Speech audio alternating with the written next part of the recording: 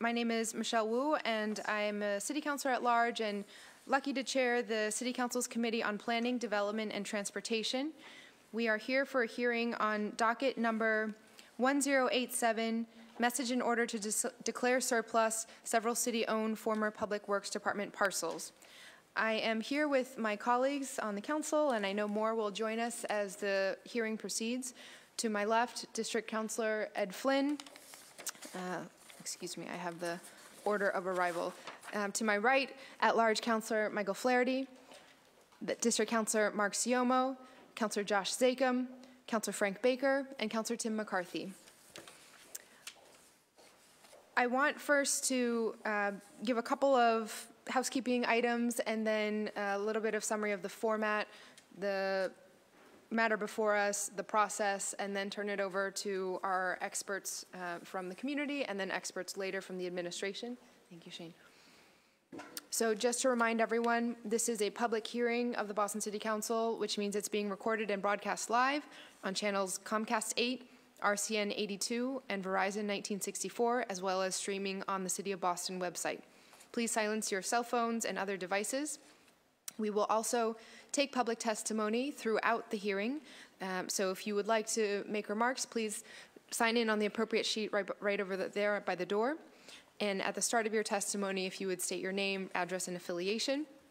Again, today's hearing is on docket number 1087, and I need to read the docket in its entirety into the record. Message in order to declare surplus city-owned former Public Works Department parcels of vacant land and the transfer of the care, custody, management, and control of said property to the Public Facilities Commission. The land being located at 400 Frontage Road in South Boston, Ward 8, Parcel 01024040, 200 Frontage Road in South Boston, Ward 8, Parcel 01024035, and Frontage Road in South Boston, Ward 8, Parcels 01024036, 01024107, and 01024037.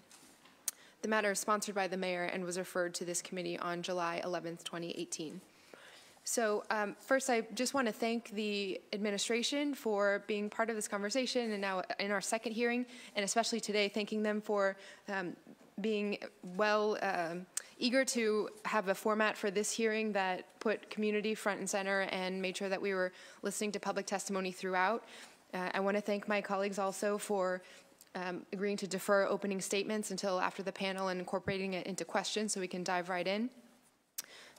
Today, this docket again was filed on July 11, 2018, and the council hosted an initial hearing on August 30th, 2018 to understand the parcels. Just a quick overview so there's context for the community panel before they jump in. These three parcels make up an 18.5-acre site near South Boston, the South End, parts of Roxbury, and Dorchester. It currently houses the City of Boston's tow lot, Public Works building, salt pile, and some other municipal operations. It makes up about 1/3 of the larger Woodette Circle area, which also includes State Department of Transportation, land, food producers market, and a few other businesses that have operations there. It is one of the lowest lying areas in the city. In fact, Representative Byron Rushing dropped off to my office earlier today an 1883 map of the City of Boston, which I would like to also enter into the record, which shows the area in question entirely in water and in the boundaries of Roxbury proper. Because of these impacts, we will hear later from experts who will talk about the climate change vulnerability.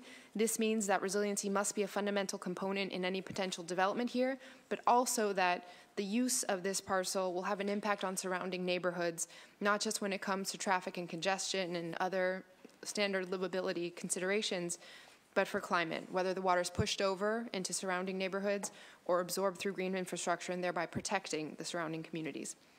Finally, as committee chair, I want to clarify what surplus order means. The vote that this order seeks is a decision on whether the council should remove this from public land owned by the city and transfer its ownership through a process to the BRA, or the Boston Public Development Agency, for potential sale or lease.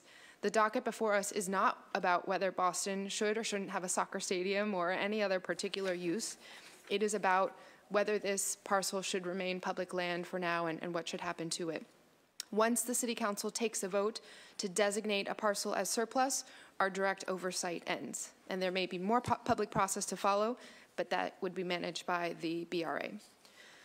Finally, just a quick overview of the format. Again, I like to intersperse public testimony, so we will start off with about 3 or 4 people, amounting to about 5 minutes of public testimony from the general public. Then we'll transition to a panel of experts from the community, then another chunk of general public testimony, then hearing from the administration, and then open it up for anyone else who wishes to speak from the public. And of course, we'll have counselors' questions in between as well. So, apologies, but if, Juan, if you could help me get the public testimony, the first batch of public testimony.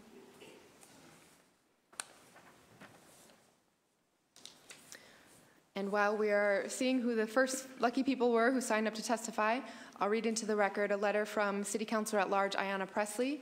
Dear Madam Chairwoman, I regret that due to my previously scheduled new member of Congress orientation in Washington, D.C., I will not be able to attend today's Committee on Planning, Development, and Transportation hearing regarding the transfer of surplus land, specifically the Frontage Road parcel. I want to thank the Chair for hosting this hearing and for including community voices in this conversation.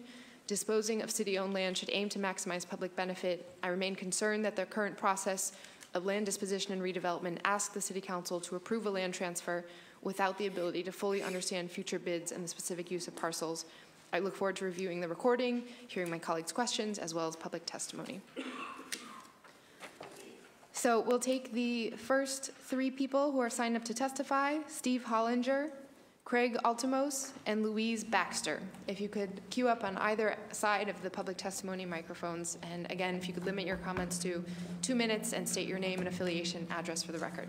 Steve. Okay, my name is Steve Hollinger.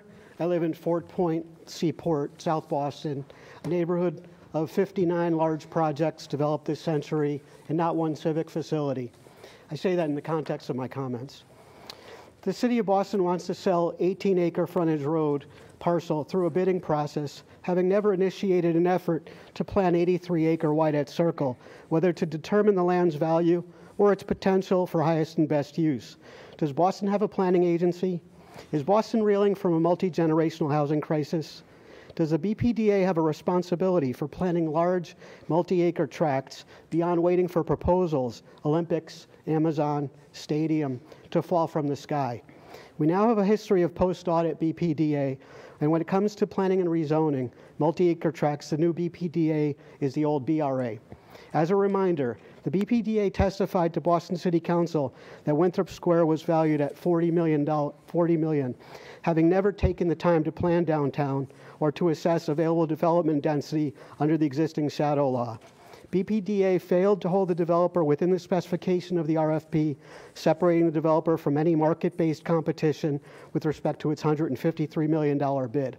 And BPDA failed to reassess the sale price as the project quietly bloated from the slender 870,000 square foot tower that was presented to the public in 2017 to the 1.6 million square foot project with 2 towers that was approved in May 2018. The Midtown plan for Whitehead Circle, presented by the Olympics bidding team, was heralded by this administration as a civic masterwork. It included a few million square feet of commercial uses and 4,000 housing units, a number of units that would certainly ease market pressure elsewhere. That estimate of development potential was no doubt lowballed, since the land's value in the deal for developers would depend on the total estimated development rights. So what happened to the Midtown plan in the following years? No mention of Boston 2024 civic masterwork for 83-acre Whitehead Circle. I'm not opposed to exploring the idea of a soccer stadium at Whitehead Circle, but the big picture matters. Land value matters. Potential matters. Impacts on outlying communities, transportation plannings matter. Sea level rise matters, as Whitehead Circle must manage floodwater that otherwise will enter Dorchester and beyond. And my recommendations is quickly: no action on 18-acre Frontage Road until BPDA publishes a Whitehead Circle master plan and Greenovate Boston publishes a comprehensive stormwater mitigation plan. The Whitehead Circle master plan must include an alternative vision, one envisioning NSRL and one accommodating land for South Station expansion. In any sale of public land at Whitehead Circle, the city should remain a participant and equity partner with a stake in the outcome of the future development. Thank you for your time. I really appreciate it. Thank you, Steve. Craig? Thank you, Chairwoman Wu, and members of the Boston City Council. My name is Craig Altimos. I'm with Communities Responding to Extreme Weather in 350 Massachusetts. And I stand before you as someone regularly losing sleep over the climate crisis, despite having given the past 12 years of my life trying to stop it.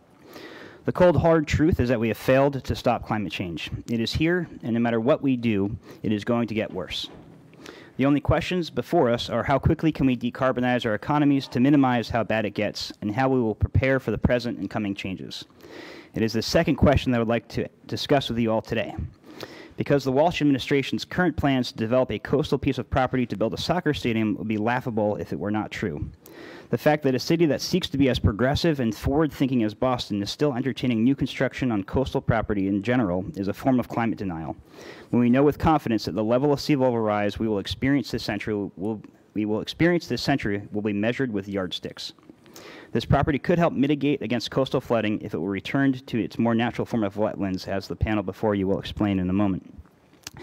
And if any development is going to occur on this property, it should be reserved for affordable housing. Boston faces at least two crises right now, a global climate crisis and a regional housing affordability crisis. We are not, however, facing a soccer stadium crisis.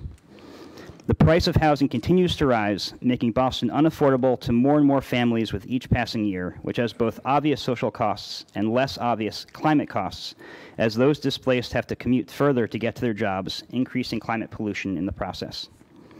We ask the City Council to delay a vote to allow for more public input and information, including a study of how we might be able to co-locate some affordable housing on the more inland portion of the land, with the land closer to the water being restored as wetlands. This is a question of public good, how to prepare for our climate future while protecting our most vulnerable community members. It may well be that the full parcel should be reserved for wetlands restoration, but the needs of the dual crises of climate change and affordable housing demand that we take the appropriate time to consider our options carefully before moving forward. On behalf of our thousands of members and supporters, I implore you not to rush this decision and instead allow for more careful and creative thinking and more public input to guide this process and this decision. Thank you for your time. Thank you, Craig. And finally, for this segment, Louise Baxter. Yeah. I'm very concerned about the climate change. If you build on top of something that's got water, it's going to spread it over to the other areas. I agree with him. And my thought is on the public works, the city garage, the train tracks. If you take them away, where are you going to shove the rock salt to? And that area is sort of good because it's not next to a house or anything. It's right between railroad, train tracks and expressway under it. And I would say leave it there because it's much closer to get to the, for them to get to the expressway. And so they don't drive through traffic. And I don't want my rock salt too far from me. The nearer it is, it gets delivered. I figure it's right there. And this is businesses that keep, even the food did, they keep the city going, but they're not glamorous. And if before we put housing there, I'm for keeping it for public property because of that danger. Before we put any type of housing there, I would want to research the health factors, like being near a highway, the pollution, and the train tracks. And if you build housing there, how close is it going to be to those hazards? Yeah. Thank you very much, Louise. Okay, I want to finally recognize that Councilor Malley is with us in the chamber as well, and also always like to extend a very special welcome back to former councilors. So not only Councilor Chuck Turner, whom you'll hear from shortly, but also Councilor Mike McCormick in the audience. Hello. Okay, now turning it over to the panel, if you all would maybe just do one round down of introducing yourselves and any affiliation, and then in whatever order anyone would like to start to dive in. My name is Chuck Turner. I'm coordinator of the Boston Jobs Coalition. Hello, I'm Reverend Mariama White-Hammond. I'm the pastor of New Roots AME Church in Dorchester and a fellow with the Green Justice Coalition. My name is Emily Norton. I am the executive director of Charles River Watershed Association. I'm Julie Wood, also with Charles River Watershed Association. Hi, Lee Matsueda. I work at an environmental justice community group called Alternatives for Community Environment. And I'm Lisa Owens. I'm the Executive Director of City Life Vida Urbana, and we're a member of the Right to the City Coalition. Great, thank you, panel. Who would like to begin?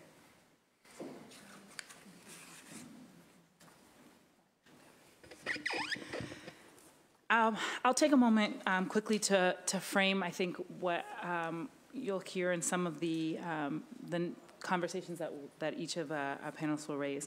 So I want to begin by saying that I am a resident of Dorchester. I live in St. William's Parish, which I know is now Mother Teresa, but it was St. William's when I got there, so it's still St. William's Parish to me. I grew up in Roxbury. I lived in Grove Hall and through the tough times of the 90s. And I have watched the massive transition of Boston over my lifetime. I am going to be 40 next year, which is also unbelievable to me. But I have lived and watched what's happened to the city over the last 40 years. I remember when people were afraid to come to the city, when people that I went to school with, where their parents wouldn't allow them to come visit me in Roxbury because they were afraid they were going to get shot. I lived in Grove Hall in the epicenter of the violence that shook the city. And I'm concerned that we make sure we never go back to those days because they were dark days and challenging times. But I also, as a child, never, ever visited the neighborhoods of South Boston, Charlestown, or the North End because I also had a fear that I wouldn't be safe there too. And we've come a long way. I have friends that live in those communities. But I say this because I have watched this city shift in many, many ways, some for the good.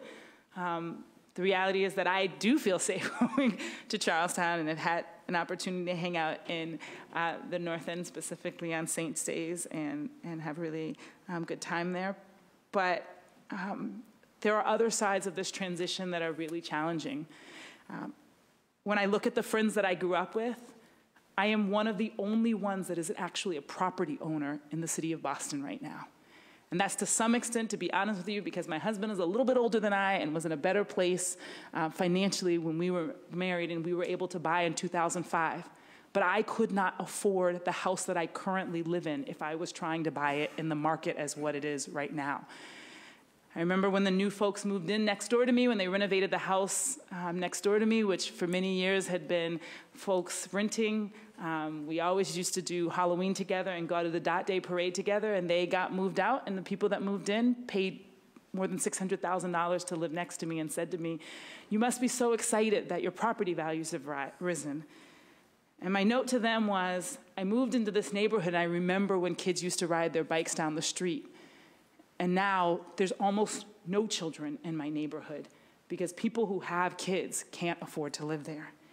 That is the very real truth of what we are facing in Boston. And I know many of you live in neighborhoods where you're seeing the same exact things. And so I am here because many of us are asking tough questions about who Boston is going to be for and what Boston is going to be as a city. And the answers that we're seeing right now are a little concerning, to say the least. And we want to push back on anything that keeps in a trend, in a direction where the people that have lived here for their whole lives can't afford to stay in the city. So when I think of all of the injustices of who's benefiting from the city as it is right now, that's one level of concern and one thing that we should be thinking about. But the other side of the fear that I deal with is, as Craig mentioned, every day, well, not every day, but many days I wake up and I go running, and one of my favorite places to go running is Carson Beach. Not now, because as you know, it's windy during the summer, but it's also windy during the winter, so we have shut down the Carson Beach running schedule at this point, because I just can't hold out when those gusts come. Carson is a beautiful place. But last year I had a moment where I sat on the beach and I actually cried, because I realized that children in the future probably won't be able to go to Carson Beach. With the sea level rise that is projected, we probably won't be able to use that area as an area for recreation because it will be underwater, as will many parts of the neighborhoods in Dorchester that I spend time, where I go grocery shopping, where I go walking, where I get pho. Many of those communities will be underwater. And that is something that I live with on a daily basis. There's not a day that goes by that I don't think about it. And so the reality is, Boston's future is the subject of this conversation. This is not just about 18 acres of land. This is about who Boston is going to choose to be and what kind of Boston we will hand over to our grandchildren. Sometimes we say we think about the big picture, but then I find sometimes in our daily actions, we don't live that big picture. At church, I say, there's three things that we always want to be thinking about: who we really are, who we want to be, and who God calls us to be. The big danger is when there are major gaps between those three things. When who we are drastically differs from who we should be, and when who we want to be drastically differs from who we're called to be. This land, making the decision about this land, is about closing the gap between who Boston is, who Boston wants to be, and who Boston is called to be, not just in this city, but around the state and around the world. We have an opportunity in this piece of land to make powerful decisions about the future of this city and how we will take into account all of the different demands and needs that we have. So you will hear from people about jobs and land and climate change and housing and all of those different challenges. And I want to note that our largest concern is that this city does not have a strong history of doing planning in a way that brings all of these things together. And so I can say pretty clearly from this group, we do not believe that this land should be handed over to the BRA for the kinds of processes we have seen in the past. We believe that this is an important and powerful opportunity for our city to get it right about who we are and who we want to be into the future. So I will now hand it over for you to hear from all of these different panelists who will raise the different challenges. But again, our goal is not just to raise each of these things separately, but to see this land as an opportunity to take into account all of these things together and do something that we can be proud of for generations to come. Thank you. Thank you, Reverend. Note to self, never follow Reverend Mariama again. So thank you, Madam Chair, and city councilors for giving us this time.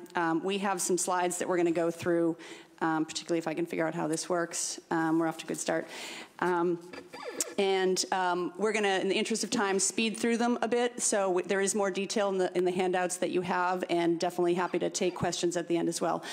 First, just some quick background on Charles River Watershed Association. We were founded in 1965 and are most well known for our leadership in cleaning up the Charles River, which when I was a child, and looks like most of you were children, was a stinking, fetid, polluted, disgusting mess that people had given up on. This year, the EPA gave the Charles River an A- for water quality. CRWA's approach then and now is based on science, data, evidence, not political expediency. Those are often at odds, not just at the federal level, but locally. There's some foreshadowing. All right, let's go to the next one here. Oh, that's us. Okay, speeding right by. Super quickly, there was a report, yet another dire report was released on Friday. The National Climate Assessment that had more of the same, but just more dire about what we've seen in the past, and particularly for the Northeast, generally means more water, more heat, both of which will affect this property. This next slide, that's, like I said, in your packet, goes into some detail about impermeable surfaces, meaning particularly why they're bad when it comes to climate change. Just very briefly, when you've got buildings, roads, tennis courts, etc., water cannot absorb into the land. And keep in mind that before Europeans came to these lands, it was virtually all water. Streams, rivers, marshes, wetlands.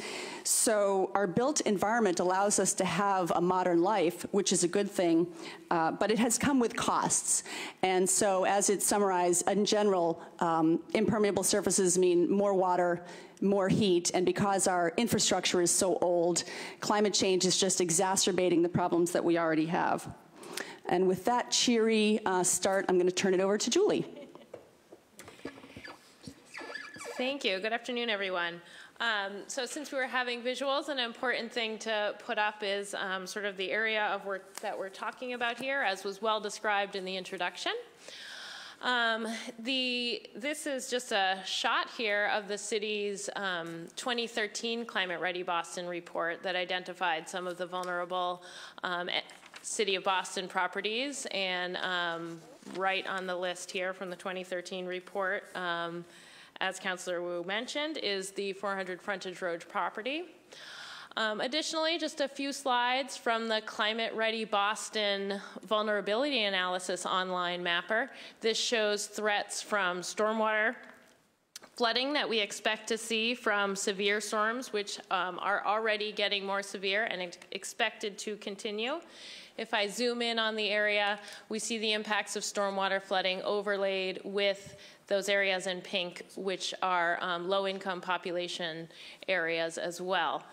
As you'll see, we'll talk about some opportunities to possibly use this parcel to protect some of those vulnerable individuals as we try to adapt to the changing climate.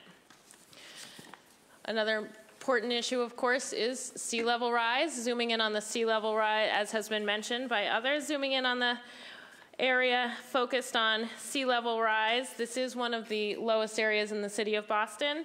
It is likely to flood soon. It is also likely to allow floodwaters to reach other areas sooner than it otherwise may have. Oops, I'm going the wrong way. There is some question in our history. We do our best to predict the future, but we cannot. As Emily referenced, though, every time we hear something new about climate change, it's getting worse, not getting better. So when Boston put out the vulnerability analysis in 2016, there was certainly a wide range of what we might see from sea level rise, ranging from 2.5 feet up to 10.5 feet. That trend is definitely now veering toward the higher end. We don't have to wait for the future, however. We can think about what happened last January with our winter storms that were very severe. This is just an article from the Boston Globe referencing that the tow lot was underwater. So now I'm going to dive into some of the work that Charles River Watershed Association has done on this parcel. At Charles River Watershed Association, we like to learn lessons from nature. There's a long history there with nature, much longer than our human history, so we think there's some wisdom there to call from. So as Councillor Wu already mentioned, this area was once water. It was once the South Bay. The South Bay is not just a shopping center, it is also an inlet from Boston Harbor. So in the 1700s, 1800s, it was essentially completely underwater. If we zoom into the 1900s, this is a map from 1934, what we see is, I apologize, it's a bit hard for folks to see. What we see is that the area was filled progressively from the northwest to the south, to the southeastern side of the parcel. And that in the 1920s and 1930s, there did remain a canal, as well as a small area of brook. And there is a photo of 1925, which purports to be from Albany Street, which was essentially still a shipping canal. Interestingly, if you overlay the City of Boston's current stormwater infrastructure onto this map, what you see is that canal is now a pipe that Boston Water and Sewer Commission calls the Roxbury Canal. And that area of brook is also a pipe, an underground pipe, that the Boston Water and Sewer Commission calls the Dorchester Brook conduit. So these waterways are still there. They're just underground now. So we're here today to make two recommendations to the City Council in considering this decision. Option one would be to consider preserving this area and restoring this area as a natural flood control barrier. This is the option we're calling Restore the Bay. An example, if you were to preserve a 300-acre land mass in this area, you could store water from a 10-inch storm for the surrounding 1,000 acres. So those individuals living in the surrounding 1,000 acres could be protected in that kind of extreme rain event. You could also build flexibility to sea level rise in this vulnerable point along our coast, while also creating new and open spaces, and of course improve water quality and habitat. So an area we are calling the Fort Point Wetland. Option 2, with development, restore some streams and some green infrastructure and some natural spaces incorporated into any other decisions that the city makes with the community for moving this parcel forward into a new use. By daylighting these culverted streams, the Roxbury Canal and the Dorchester Brook, you could potentially protect the surrounding area against a modest rainfall event, like a one-year storm. Bringing those culverted streams out of that fixed size culvert and providing some natural flood bank will improve your ability to manage stormwater, reduce flooding, possibly reduce combined sewer overflows, while also creating new open space and improving water quality and habitat.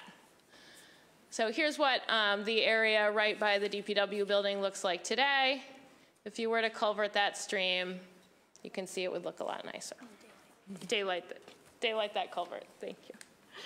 And I just want to close by saying all of our recommendations are consistent with the recent report out from the city entitled Resilient Boston Harbor for creating resilient and re-envisioned Fort Point Channel, engaging the neighborhood in protecting this area, and beginning some of the important work to protect this area from both stormwater and coastal flooding. Thank you. And I'm just going to close out with one last point. Mayor Walsh gave a major speech last month about climate resiliency and the need to spend hundreds of millions, if not more, to protect the built environment in South Boston, East Boston, Charlestown, et cetera. And right now we, or I guess you, have an opportunity here to avoid that fate, to not build something that we will then have to abandon or spend a ton of money to protect. To us, it's basically sort of hashtag does not compute to say that you're focusing on climate resiliency and then move ahead with business as usual in developing an area that used to be open water when we know that the water is coming back. So in short, you have an opportunity to protect public health, save money, and build beautiful green space for Boston residents, employees, and visitors. Thank you. Thank you. Thank you both. Sure. So good afternoon. My name is Lee Matsueda. I'm here testifying on behalf of Alternatives for Community Environment. And I think one thing I'll just say is, that our members have worked really hard to really improve their communities, right? We have young people who've done such amazing work to take back, vacant lots and make them into productive urban gardens. And we've had members who are doing work to talk about how we control local development in Roxbury and beyond. We have members who are also working on public transit issues to make that accessible for everyone. And I mention that because it speaks to this issue that I think Mariam was bringing up, that we have people who have made this city the city it is, and now they are fearing for their ability to remain in this city. We had a wonderful hearing in Roxbury. It was both difficult to listen to, but also really important, that sort of shed light on some of those stories. And so I mention that because, I think for us, we have a vision of what planning and development looks like, and it should be rooted in the hands of experts. And I'm not just talking about city planners. I am talking about those who are confronting rent increases, those who are confronting and dealing with eviction, maybe even homelessness, and those struggling through these city processes that the BPDA is leading in terms of neighborhood planning. And so I see this Frontage Road conversation as exactly what Mariam was talking about. It's much bigger, and it's not just a platform for us to talk about all these variety of issues. I really think it's an opportunity for the city and the city council to create a more equitable and sustainable development process and results as well.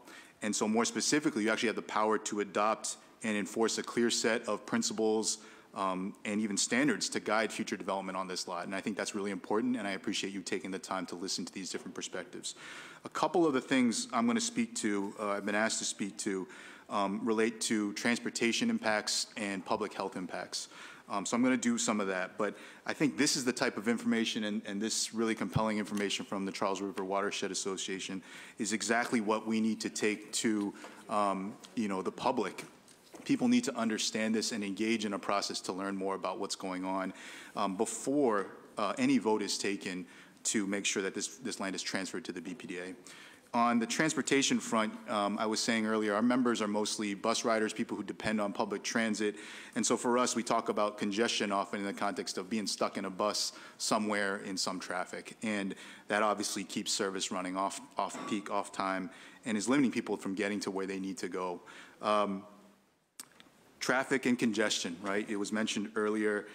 People experience this in our city. I think people acknowledge that we need more and better infrastructure to make sure we're getting people around more efficiently, And to that end, I think people also understand and have heard these crazy facts about how bad it is in the city. 7th worst city in the nation in terms of congestion. 2017, Bostonians spent an average of 60 hours in congestion. And that weighs a huge price on our region and on individuals. The folks who did this scorecard talked about how it's actually an annual cost to drivers individually of over $2,000 and a cost to the region of over $5.7 billion. So I think this can't be ignored. I think the transportation studies for whatever we do with this lot have to be really, really rich and an important lens to look at this through. The second one is public health.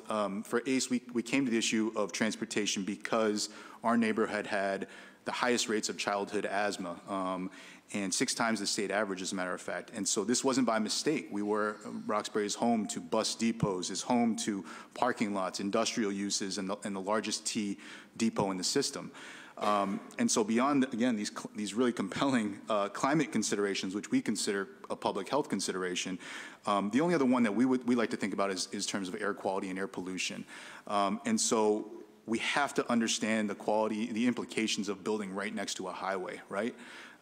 In particular, the way the wind blows, it goes right over that parcel from the highway, right? And one interesting thing is to understand it in the context of an unregulated pollutant that we don't get to, we need to study more, and we're talking about ultra-fine particulates. These are things that it's suspected that they're emitted by vehicles, it's not regulated, and it's expected to be worse than the actual larger particulate matter that we often associate with triggering asthma attacks and these sorts of things.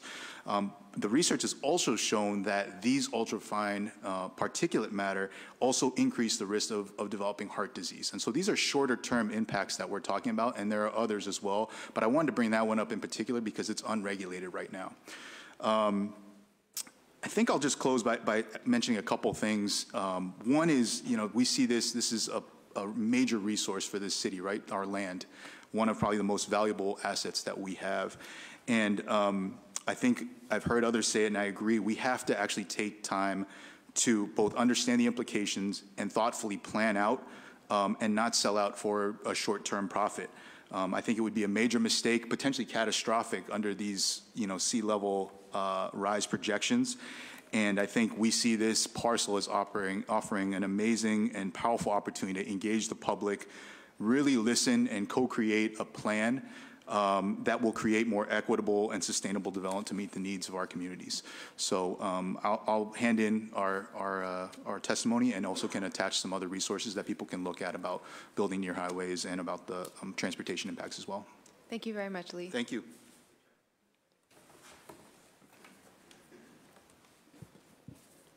Good evening, everybody. Good evening. My name is Lisa Owens again from City Life. And I want to first just thank Mariama for opening up and talking about the personal impact. And I think it's important for all of us to think about who has a stake in this vast city, this city asset. And so I want to follow Mariama's lead and just say that I have a stake for a few reasons. So as the director of a housing justice organization that represents 700 families in the city of Boston who are struggling to stay in their homes, who are fighting displacement, but also fighting for community control of land and housing, I have a stake in fighting shoulder to shoulder with my residents, with my members, right? I have a stake personally. I grew up in the city. I grew up in Roxbury. And I have family who both own and rent still in Roxbury and in Jamaica Plain and in Dorchester. And so I have a stake in my family being able to live here, and for my nieces and nephews and their children to be able to live here, and that the city, so I have a stake in the city, really taking seriously the climate, the environmental justice, the climate justice implications of this land, of this parcel. And then lastly, I live on the East Boston waterfront, and so I personally have a stake in climate mitigation, and so for all of these reasons, I'm really thankful, Councilor Wu, that you've opened this process up to the community so that the council can hear these very real personal stakes that we have, and also that we can look systemically. So that we can kind of zoom out of short-term developer profit and actually look at what's best for all of us, what's best for all of us as people, as residents, as stakeholders in the city. So I really appreciate that. So as I said, I'm testifying both as a member of City Life Vida Urbana and as a member of the citywide Right to the City Coalition. So as an organization, City Life has a stake in identifying the current and also future projected drivers of displacement. It's not a secret that we are in an acute housing affordability and displacement crisis. And although our members are not climate justice experts, we're forced to be intersectional now. We're forced to project how climate change can be a driver of displacement. And we're new to this, so we're learning from our colleagues on this panel and elsewhere around this city. And also, we're learning from what coastal cities in the U.S. who are already experiencing the impacts of climate change are going through. And I have to say, this is scary stuff. It's scary to think that in 15 years, we might be at a point of no return. It's scary to see this parcel of land that already experiences major flooding, and it's scary to think that because of our infrastructure, it's possible that the low-income areas around this parcel could be affected. Certainly, if we're not careful and thoughtful about how we dispose of this land. So we have a stake in getting it right, and we're excited to be part of this panel trying to figure out the best use of this public asset. And as a member of Right to the City, we also have a stake in kind of ensuring that as residents, we are keeping what we call our fundamental rights in the forefront. So we want to highlight our rights as a city to broad democratic participation in neighborhood-wide and city-wide decisions that directly impact our lives. We want to highlight our right to the public good, which means that public assets, and this is a major public asset, as Lee mentioned, that public assets are used for the highest benefit of all residents and not just a few. We want to highlight our right to live in a healthy community, and our right to be co-creators with our city in processes that plan proactively to anticipate and mitigate the harmful impacts of climate change, taking into account the needs of the most vulnerable people. And we want to highlight our right to remain in a stable community, free of fears of displacement, and also thinking together, some of us for the first time, about how climate is a new driver of or can be a new driver of displacement. So I'm wearing both of these hats when I say that we're very concerned about the disposition of the Frontage Road parcels, both the process of who gets to decide and how, and also about the decision itself. what ultimately will get decided, because I think it's important. I think we probably all know this because we've all seen those maps, that very scary map that overlays the low-income community with the impacts of sea level rise. But let me just say it again, the people who will be most impacted by whatever decision are those low-income communities in Roxbury and South Boston and the South End and parts of Dorchester. And it is, so therefore, it's critical that we, our residents, are part of the process, right? We are the most impacted, so we have to be part of the decision-making process.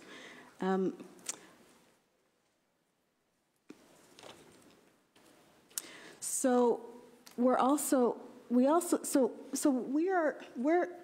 typically we come before you as City Life or Right to the City advocating for affordable housing. We're in a displacement crisis, and we're in an affordable housing crisis. But we're actually not here today advocating for affordable housing necessarily on this site. We feel like we don't have enough information. We actually don't know what the impact of developing housing or developing anything on this lot will be on the surrounding low-income communities, renters of color and working class renters. But what we are learning from fellow coastal cities, like Miami, that right now is in the midst of climate gentrification. What we're learning is we have to be thoughtful and we have to plan in advance. We have to list out the questions. We have to say, what do we know and what don't we know?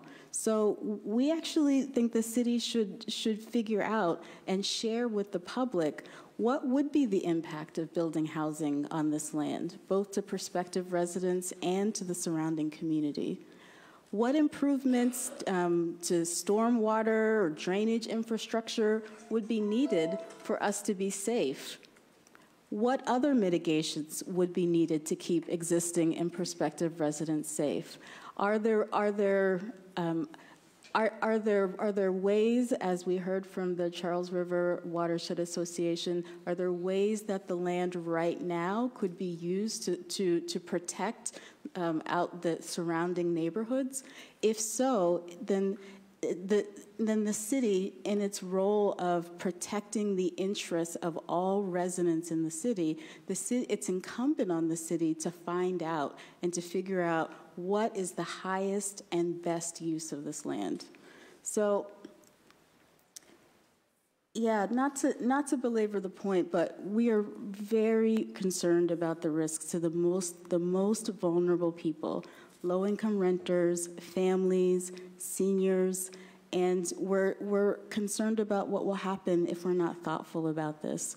We strongly believe that if we allow developers to just put in bids without having gone through a public process, without having assessed the risks of developing on this land, that the city opens itself up to inadvertently driving displacement. And then in the short term, but also in the long term, not capturing the full value of this land, not just the financial value, but the social value and the environmental value of this land as a way to protect the surrounding communities.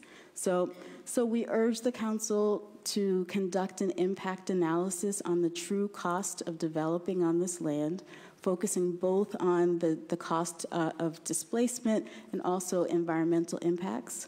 We urge that the council release the results to the public and along with the community, co-lead a planning process with impacted residents and other key stakeholders that we can use together to plan what the highest and best use of this land would truly be. So thank you for your time. Thank you, Lisa. Councilor Turner. Thank you. I want to start by thanking Councilor Wu for holding this hearing. And from a personal standpoint, thanking her for inviting me to come to the planning sessions that occurred before this panel. Reason why I'm saying it's personal is that I've assumed I was knowledgeable about the issues of climate change, that I was concerned, as I think all of us are, that I tried to do my part in various ways, sometimes not as well as I would have liked to, but was trying to be part of the movement. But for me, about 3 weeks ago, my understanding of the danger that we all are in reached a level that had never occurred to me before. Because I had the honor of being with people who understood the dangers to the nature, to the land, to the earth that we're on, and were able to talk in very specific ways about what the future has in hand, and to begin to have me, as well as other people, think about what our priorities are. You know, if we're talking about development of Boston, if we're talking about development of the region, if we're not just talking about 2030, but we're talking about 2050 and 2070, then we have to begin to look, from my perspective, my gain perspective, on the questions of how we protect the earth, how we protect the earth that we're on, how we protect the land of Boston, how we create a basis for our children, our grandchildren, our great-grandchildren to live here in peace and harmony, not only with each other, but with the earth.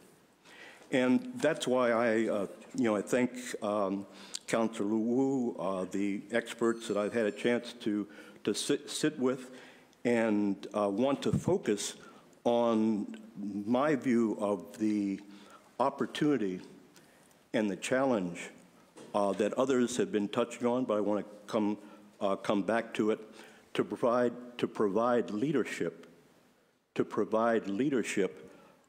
here in Boston, Massachusetts, not just for the moment, but leadership that really lays a foundation that can enable you, the city, the people of the city, to understand that this time, this year, this age was used to really pull away from the thought that what is important if we're building a mega city is to think about, one, the earth and its relationships to us, and two, the people of this city.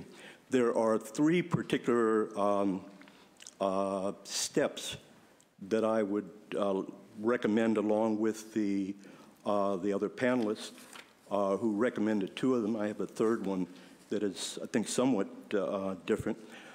The first is that this is a tremendous opportunity for the council to lead the city, the communities, in the education around what the future potentially holds for us if we aren't wise and understanding based on looking at the challenges that we face.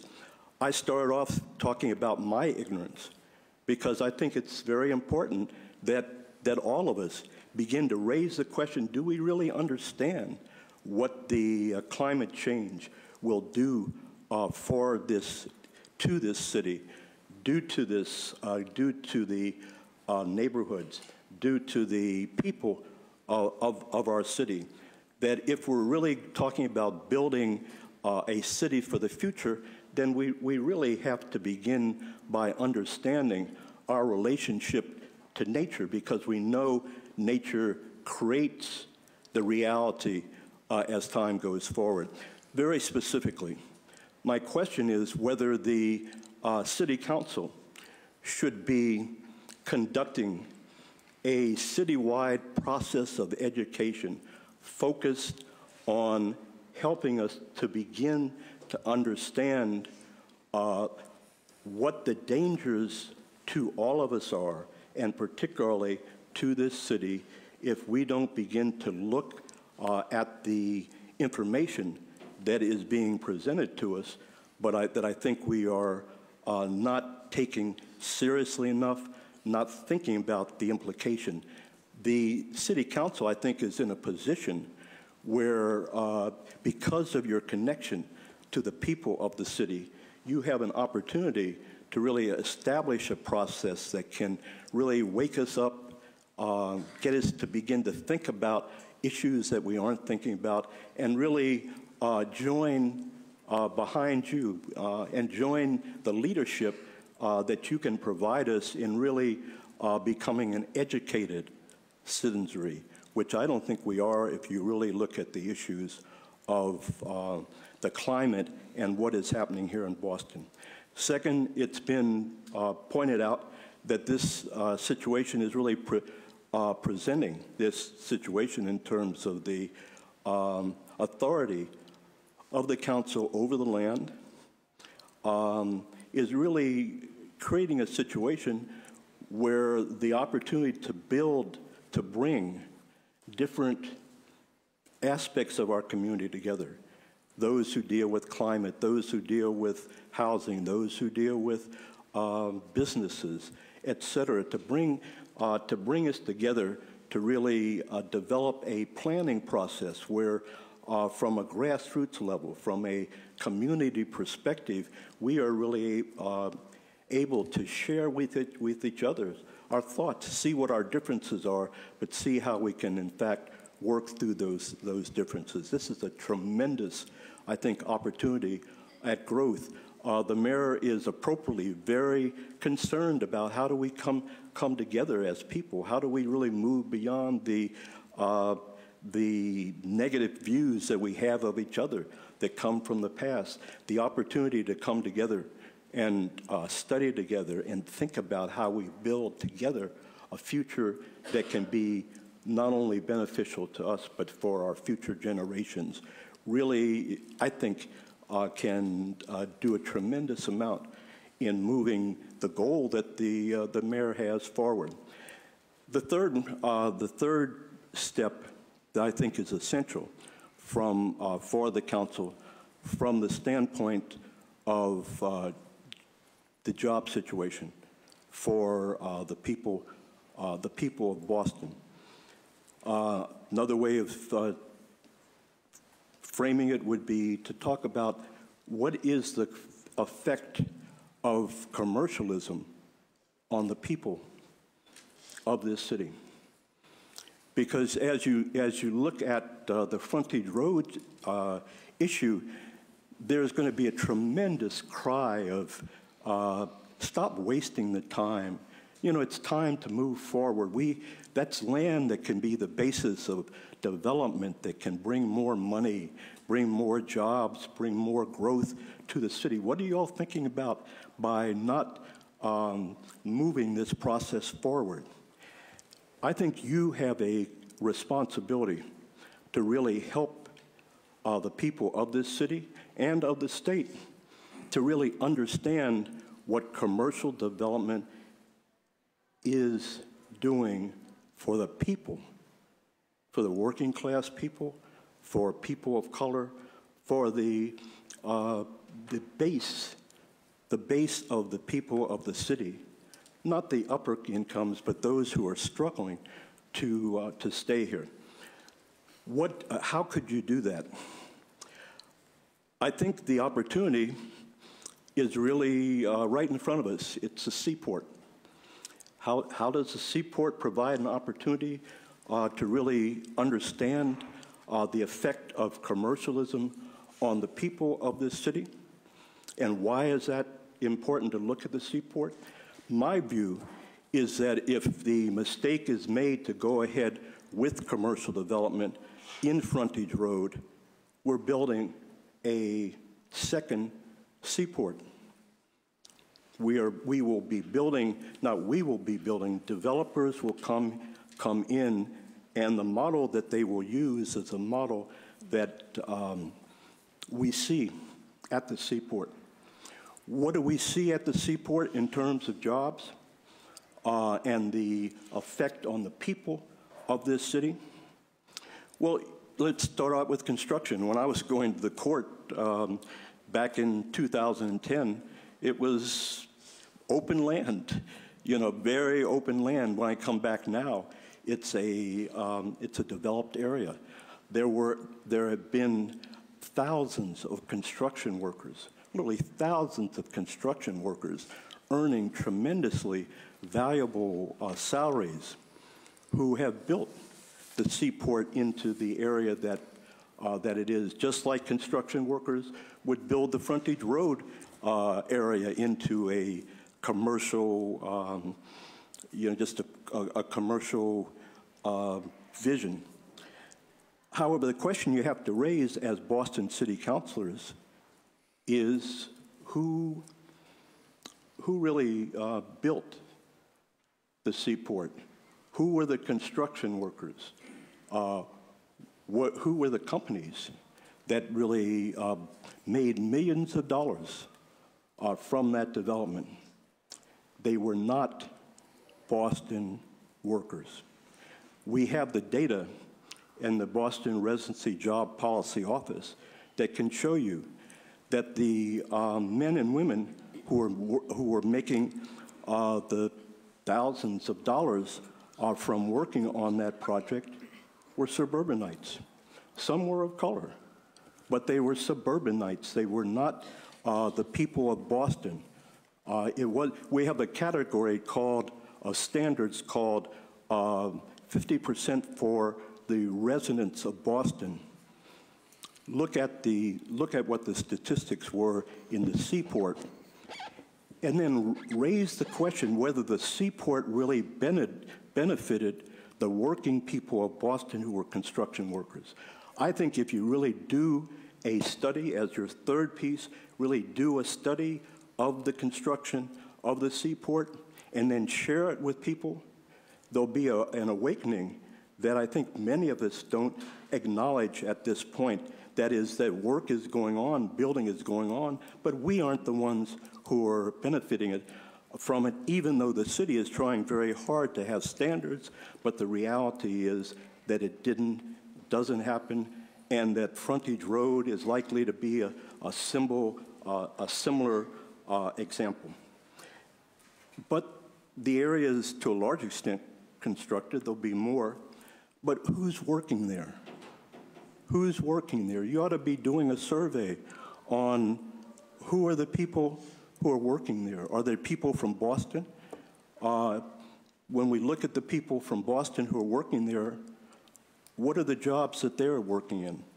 Are they working in the $25, $30, $40 jobs?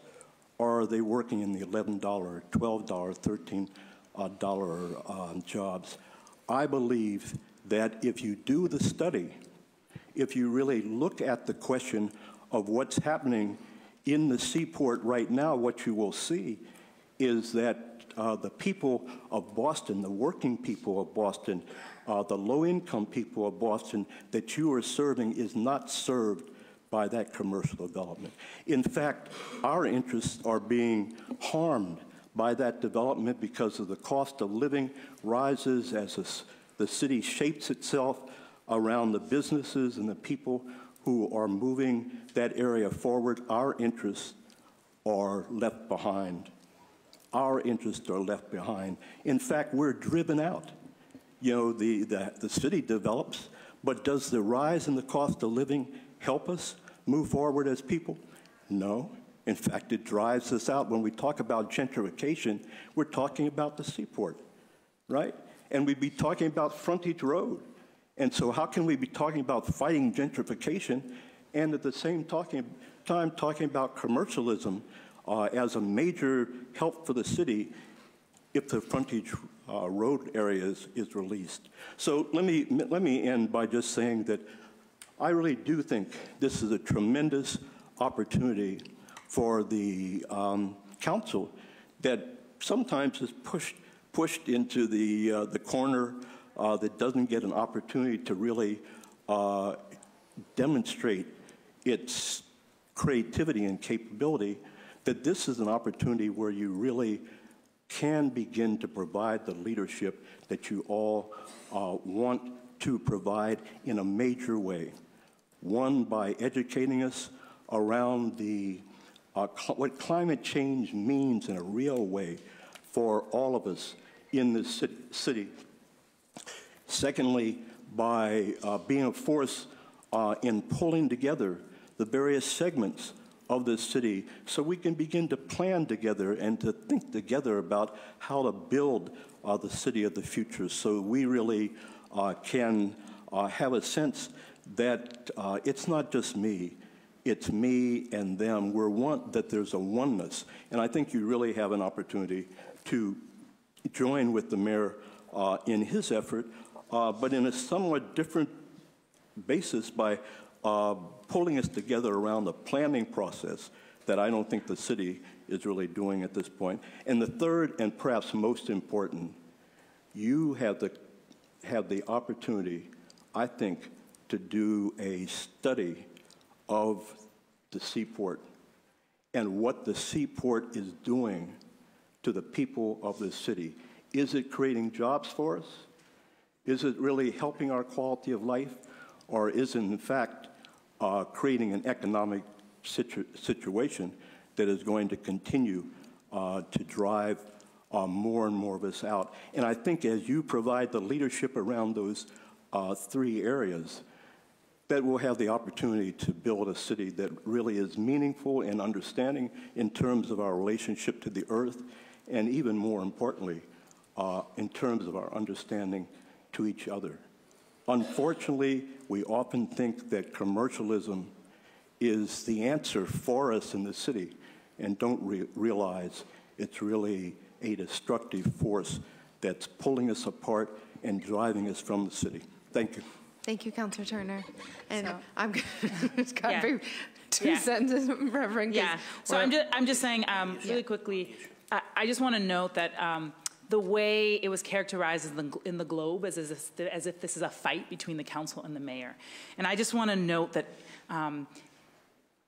sometimes reporters think that it always has to be a certain kind of way politically. And I just want to note that that doesn't have to be that way. Councilor Turner talked about it. We see this as an opportunity to bring people together in a new way. Southie, Roxbury, Chinatown, Dorchester all touch that. And we would be excited to work with the different councilors to work on that, to get clear about what we're facing and to get creative. But I want to just name that this is not just a pie in the sky belief that something new is possible. For the past 2 years, I have literally been praying because many of you know that I've been an activist in this community for many years, working on social justice issues and violence and things like that. This is the first time in my lived experience that environmental folks, housing folks, and jobs folks sat down at a table together and said, how do we look at something from all of these perspectives and not just come with our particular hats, but try to decide what's best for the city? So I just want to note that we're trying to live out what we're asking you to do, which is, can we have a process that brings people together across different perspectives, looks at it all together, and makes the best choice? Our sense is that the BPDA does not have a history of doing that well, and they are not accountable to anybody. And so we would much rather work with folks that are accountable to us, people that we see out in our neighborhoods, out in our communities, who we've asked you to be our leaders and to pay attention to what's best for us. That's who we believe should lead this process, not government staff people who are great and should contribute to the process, but should not be at the forefront of it. Thank you. Thank you all. I know I'm very grateful for everything that you've taught me and just all the work that you do day to day, year after year. So I know we have a second panel and the administration has been waiting so patiently to contribute to, but that my colleagues have questions. So we'll now take questions from councilors, and then we'll do a quick segment of public testimony and then on to the administration panel. Councilor Ed Flynn. Oh, and sorry, Councilor Flynn. I do want to acknowledge before then that Councilor Edwards and Councilor Sabi George are in this hearing as well. Thank you. Thank you, Councilor Wu, and for your leadership on this important issue, and to thank the Mayor Walsh and his administration as well. It's a critical discussion that we're having today. We're discussing the future of 18 acres of city-owned land I'm glad to be with you today, and I thank you for your testimony. I represent the impacted neighborhoods, including the South End, the South Boston, Chinatown, the Leather District, Fort Point, South Boston waterfront. I visit these neighborhoods every day, 7 days a week. And over the last few weeks, I have heard from residents from each of these neighborhoods. And I think everyone agrees that we have concerns, but also a tremendous opportunity, as Councilor Turner mentioned, to discuss the future for this land and how it impacts city services, housing, issues that we hear about every day. You know, can we explore the option of community entities like land trusts for long-term stewardship, affordable housing? What role will that have in the city? I had conversations with the Chinese Progressive Association about housing and how we can make sure that working class families and elderly and the poor can live in these neighborhoods. We also need to fully assess environmental and social economic impacts. We'd like to see work done with the community to ensure jobs are created, both construction and permanent jobs. Again, as Councilor Turner mentioned, Boston jobs for Boston residents, an opportunity for communities of color, permanent jobs for women. Our Boston building trades are making great progress on bringing more women, communities of color, into the booming Boston economy through job training, decent wages, and health care. Residents from South Boston, Chinatown, the Leather District, the South End have also mentioned the significant traffic congestion we are currently facing on our roads. They talk about the impact the future of this parcel could have and what our current challenges we need to address. The Green Committee of the Neighborhood Association of the Back Bay contacted me recently to highlight the issues of climate change, sea level rise, stormwater management, and wetlands.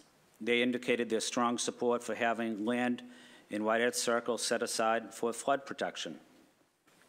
This is an important issue for everybody, and as I mentioned, I represent these neighborhoods.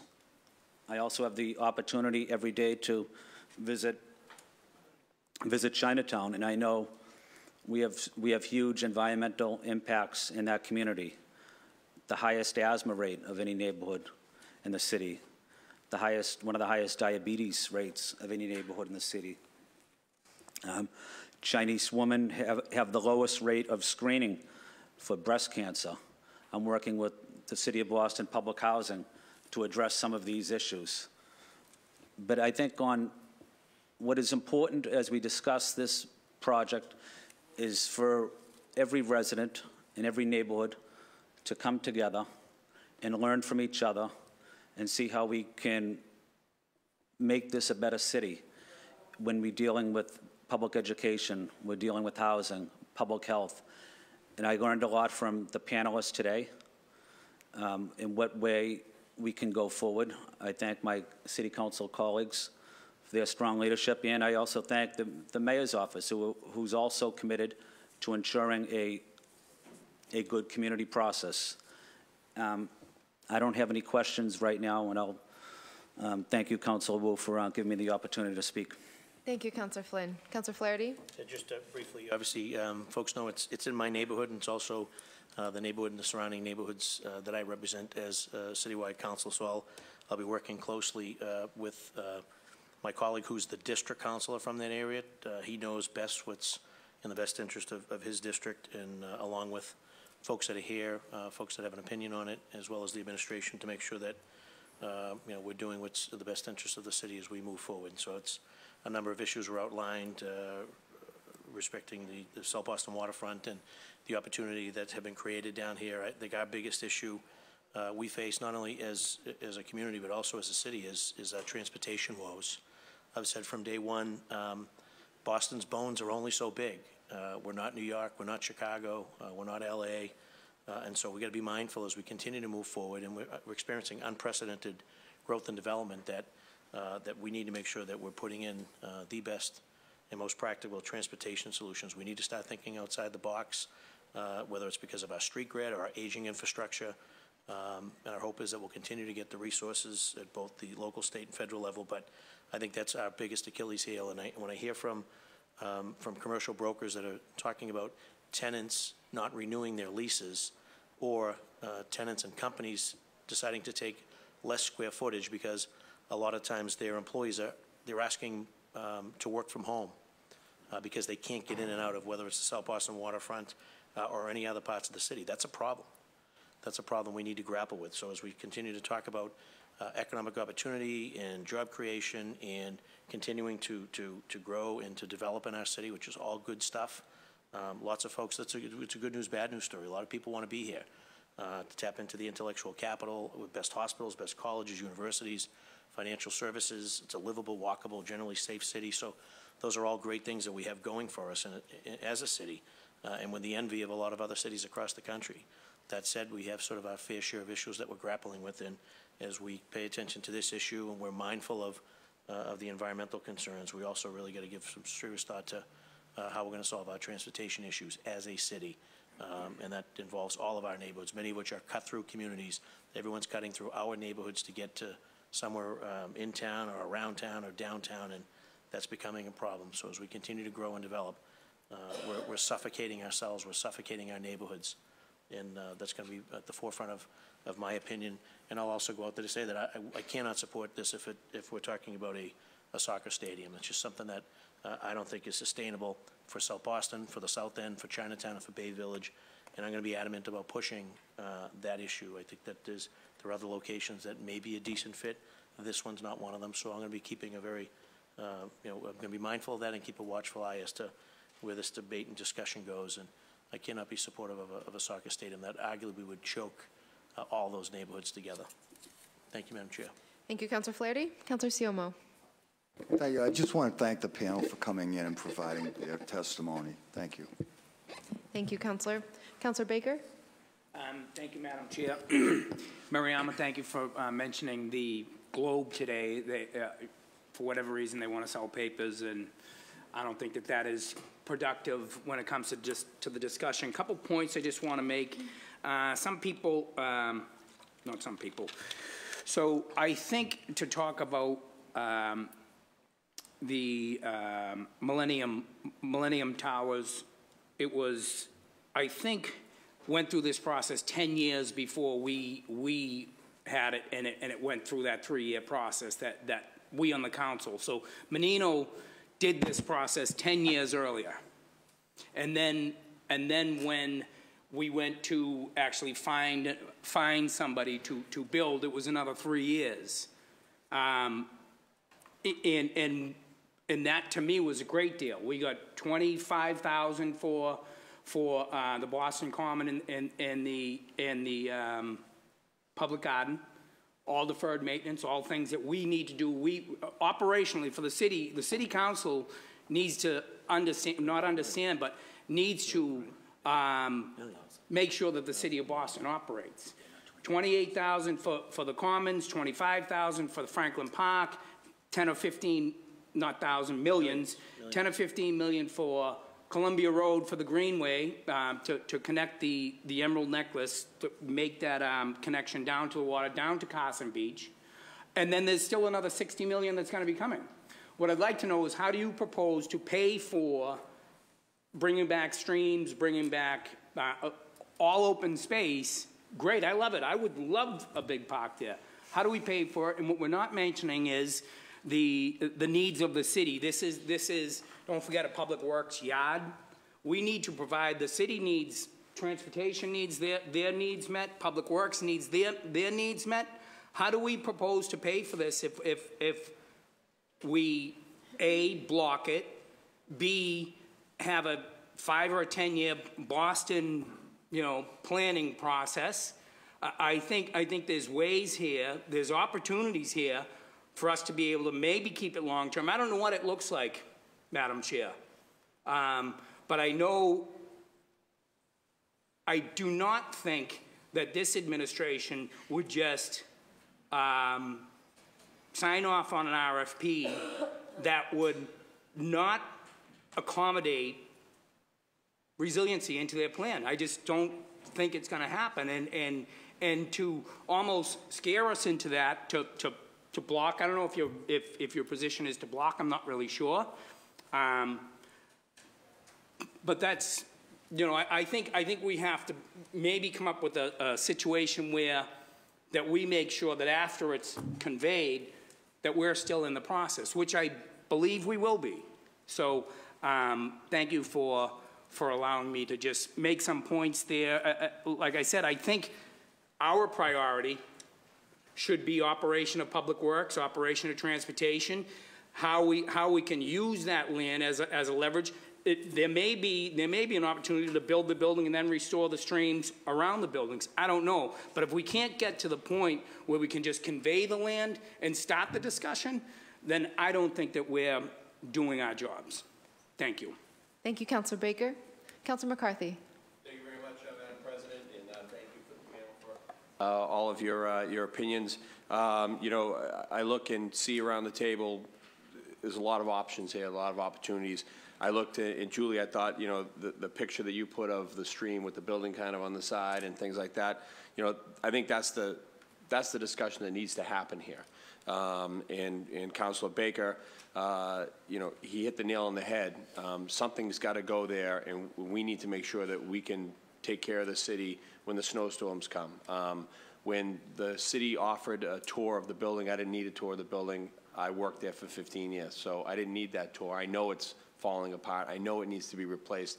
We don't need the size and scope of that building because times have changed. Equipment is better, and we can work smarter. Having said that, we still need to take care of the city. When the snow falls, we have to plow the streets. When the rains come, you know, we have to mow the lawns. We have to make sure that everything's in. So, as this administration, I do give them a ton of credit as far as starting to look at a true basic city services team. Public Works, Parks, Transportation, ISD, everybody under one umbrella working together. We don't need that huge space. I'm looking forward to the conversation. And I agree with Frank, Councilor Baker. You know, I didn't particularly think that article was on target by any stretch of the imagination. I think the conversation is beginning, and I think everybody has open ears here to how we do it.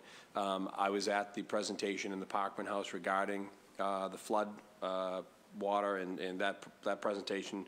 It does, as Councilor Turner alluded to, it kind of blows your mind when you see the devastation that could possibly happen. I don't think any discussion's going to happen without that being squarely part of the conversation. Thank you. Thank you, Councilor McCarthy. Councilor O'Malley.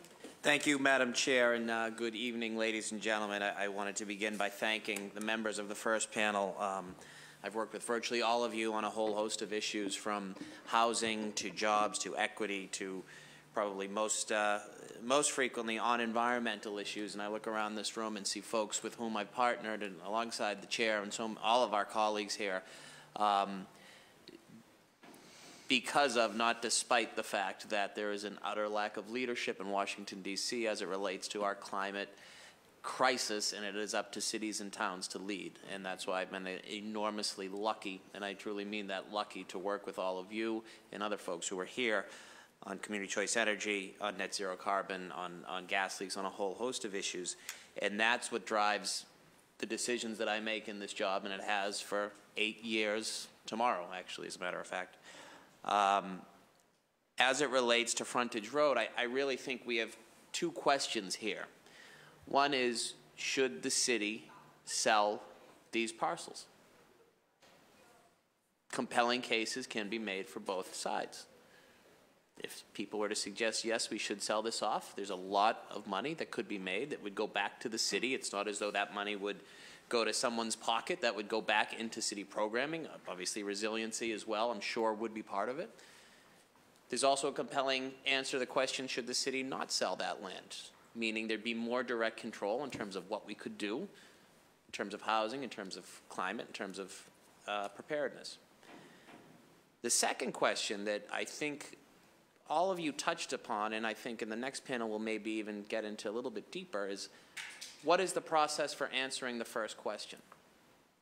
Is it simply to allow or take an active vote for the BPDA to begin the process, as they have done, I would argue, fairly well in certain cases, not so well in other cases?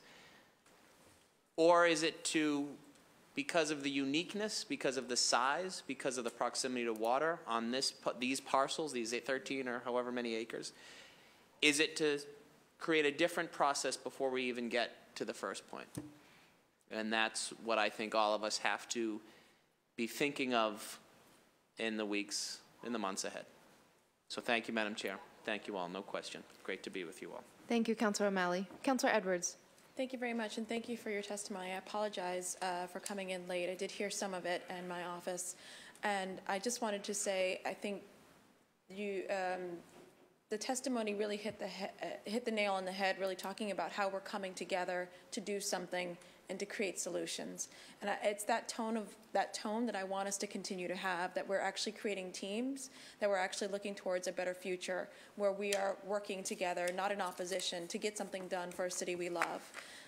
But the fact of the matter is there are points about money, about planning, and about community that we need to further dive into when it comes to, in general, when we're going to surplus the land. I think, Councilor O'Malley, you took the words right out of my mouth, literally, of how we are going to analyze what is to be sold. And I think that's something that's very important. And I would actually say it's beyond the City Council and beyond the administration. I put it on also your shoulders as well. I look to you, City Life. Would you already have a people's plan? Do you or could you also consider a people's plan when it comes to development, looking at large swaths of land? I think that's a team building, but also a deep conversation. The guidelines that come directly from those who are impacted by displacement of what development could look like, not what we don't want it to be. It's that kind of conversation I think that we're starting, need to start and have more of. So I look forward to having those conversations. Again, I think I'm equally as concerned about whether to sell, not to sell, and what the standards are for that. But I do put this back on the shoulders of the advocates who are speaking on behalf of the folks who are talking every day with those who are struggling. Well, then what can we do? What should we be doing? How do we assess whether we're going to sell? Is there a financial gain to be had? What the limit should be? If it's too little, then we do something else. If it's this high, then we should definitely take the money. I mean, I want that. I want you guys to have some of those answers and to look at that as resiliency and how that plays into that as well. I think that to assume that we should be coming up with all those standards and answers without you is naive on all of our parts. So thank you so much for being here, and I look forward for you to be there later on. Thank you, Councilor Edwards. Councilor Sabi-George. Thank you, Chair, and thank you all for being here today. Certainly appreciate this process, appreciate going last, so I'm going to be very brief. I think the core of what we're hearing today and what you've presented and what some of our conversations have been about on the council and certainly in our neighborhoods, and especially those that are most impacted, is this desire to be an active participant in the process that we're about to undertake. So I think that's core to the concerns that have been expressed, and also a deep consideration for the impacts of whatever the decisions are that we make on the long term, not just on the immediate. So I look forward to the rest of the hearing and following this process through. Thank you. Thank you, Councilor Sabi-George.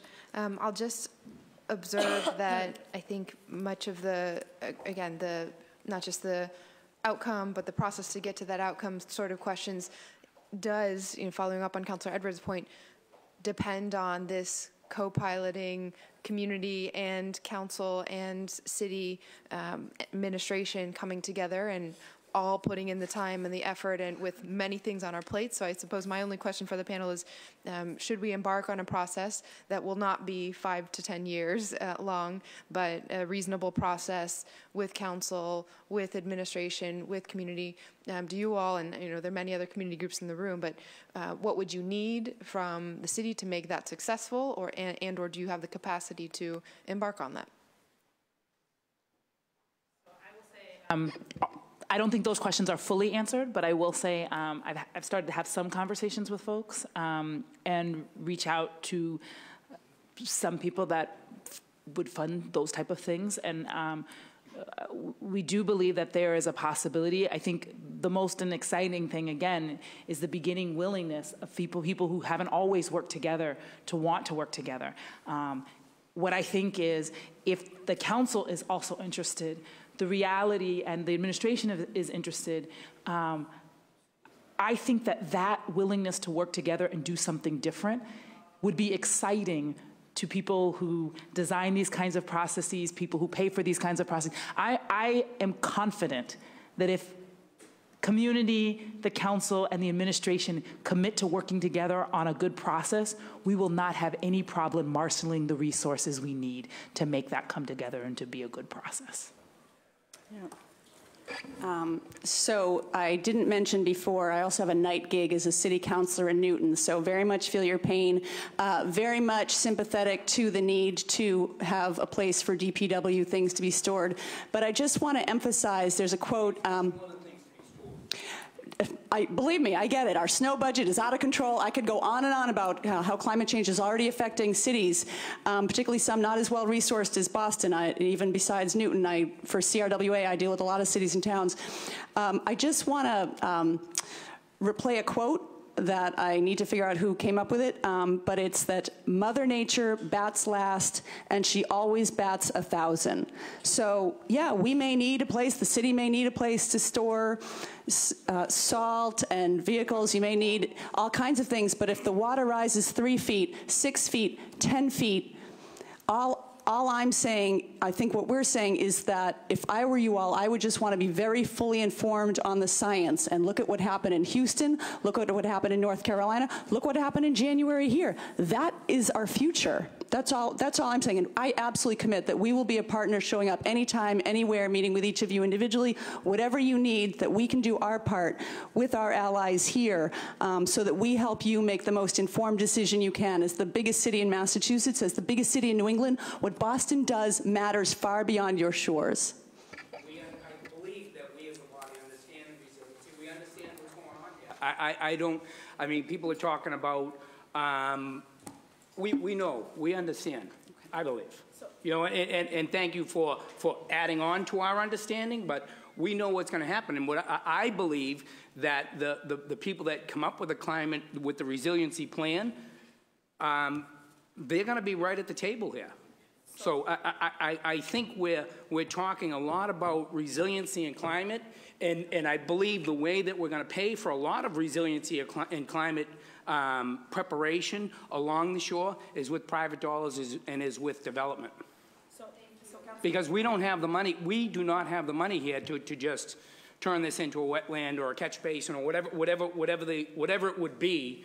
Sorry, you're making a face now. Is that the wrong term? I know she doesn't. I know the council does not want to back and forth. So, but I would love to talk to you. You know, I've got it. You know, you're a Newton City Councilor. I'm a Boston City Councilor. So we should talk more. Yeah, we should. Thank you. All right, respectfully, everyone, I'm going to allow for one final comment from the panel because this is their time, and then I know we have many questions that it seems are much better suited for the administration panel anyway, who have been now waiting for a very long time. So if you all could, if there's any closing comments from the panel, please feel free now. So I think we've stated our case. I think the one thing I will say is, as someone who pays close attention, we are not here to be critical. We are here to say there's a possibility. But I want to be very honest as someone who watches this clearly.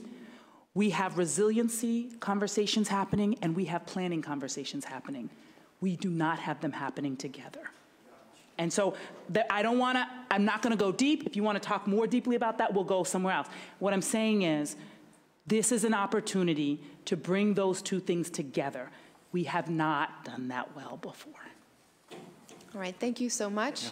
I appreciate the panel's time as we're doing the, oh, sorry. Councilor Siomo, yes.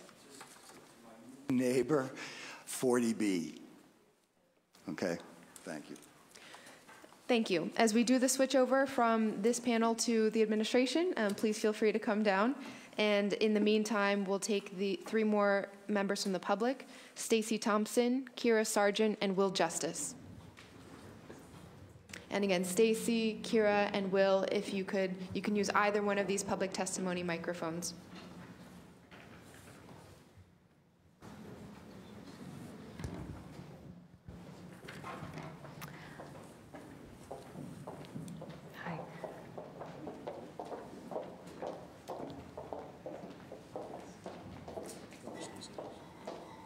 Great, thank you, and I really appreciate you all letting this move into the evening, so I'm going to try to be brief. I am Stacy Thompson, the Executive Director of Livable Streets Alliance. I'm also a Boston resident, and I am not interested in belaboring the points that my friends and colleagues have brought up today, but I do think, as a transportation advocate and someone who has a 10,000-person membership, that I want to talk about the process, and I do, just even given the conversation that has taken place today, want to urge you to consider delaying the vote and really insisting on a meaningful and robust public process first.